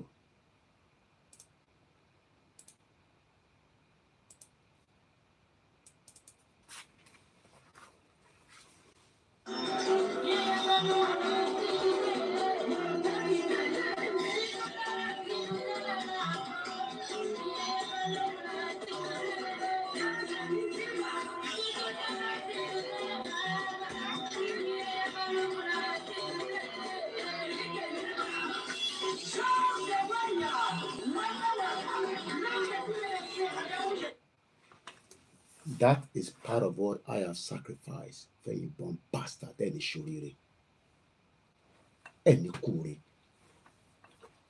gbogbo bí mi náà ṣe máa ń wá ṣe fàájì Nàìjíríà nìyẹn àti sacrifice gbogbo yẹn nísìn